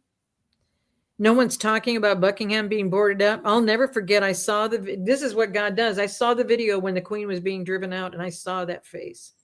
She was one angry woman, but she and Philip supposedly got COVID on the same day. And now that's something you had to test for to know if you even had it, remember? Okay. Yeah. So I'll just leave it there. Okay. And then the president and wife of Harvard, exact same day. Mm-hmm. King and Queen of Sweden, exact same day. So we could do an interview on that and why Philip, the Queen, and Jacob Rothschild were all announced as dead exactly 17 months apart. We can do the whole thing of the bands crossing, the Marine band crossing on the field in front of the president and Charles. And then when they crossed, they opened up, and it was the Queen, King's Guard band coming through at the chorus of YMCA. Very telling. Yeah. the unity that happened and the removal, I think, that also of the corporation of the State of Israel, Inc. out of London, that re-registers every February. Those two corporation filings and the freedom from England appear to have been broken so that we're free. And there's been a freedom ever since that particular trip. And he also inspected the guard. And the funniest part was that nobody noticed. It was Charles that didn't know how to keep the 6 feet apart when he went around the curve. So you can tell he's in the club because he has to stay 6 feet apart. That's all the rituals of the satanic, whether you're in the black hoods on a red floor with markings 6 feet apart, or you're in the basements and tunnels and you're in white with red 6 feet apart. No matter what, when you're chosen not to have a voice that night, that's when you put a mask on and you're 6 feet apart. You see what I mean? So anyway, he couldn't keep the 6 feet apart. He's coming around the curve and he's all over the place, left and right, and almost bangs into a soldier and comes back out. Oh God, it's so funny. I had so much fun watching all of that. It was adorable. I would love to do a whole show on all that. Yes. We should. Amazing. We should. All right. Well, as soon as we finish this, Elisa will reach out with some dates. Yeah. Awesome. Yeah, that'd definitely. be great. And pull up, there's a Tom Numbers that I did, and pull up the time frame when the black and white horse went out and Big Ben stopped. Yeah, no, it was the horse was covered in blood, wasn't it? Yep. Pull out that one and we'll decode, because all that relates, because that was a 9/11 on England. Yeah. I'll explain it. Okay. Brilliant. We'll tease with that and let everyone have a great night. Yeah, brilliant, SHEILA. What an amazing guest. Captivating listen, and I can't wait to talk again. Never forget what we're fighting for, people. Keep at it and never forget who's fighting for us. I've got a little Trump video to play out at the end, 5 minutes. So where we go, one we go all, everyone. Thank you, SHEILA. I'd love to hear it. God wins. See you later. Cheers to everyone in the chat. Lots of love. Our movement is about replacing a failed and corrupt political establishment with a new government controlled by you, the American people. The Washington establishment and the financial and media corporations that fund it exist for only one reason: to protect and enrich itself. The establishment has trillions of dollars at stake in this election. For those who control the levers of power in Washington and for the global special interest, they partner with these people that don't have your good in mind. Our campaign represents a true existential threat like they haven't seen before.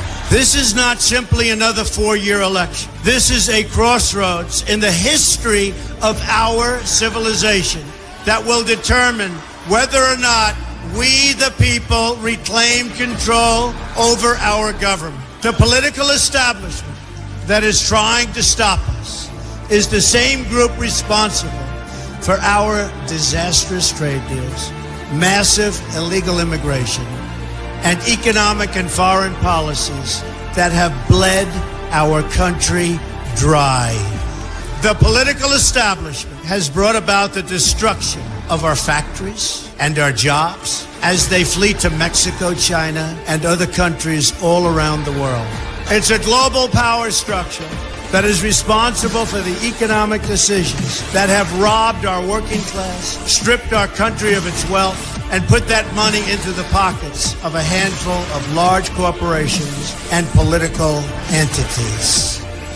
This is a struggle for the survival of our nation, and this will be our last chance to save it. This election will determine whether we're a free nation or whether we have only the illusion of democracy, but are in fact controlled by a small handful of global special interests rigging the system, and our system is rigged.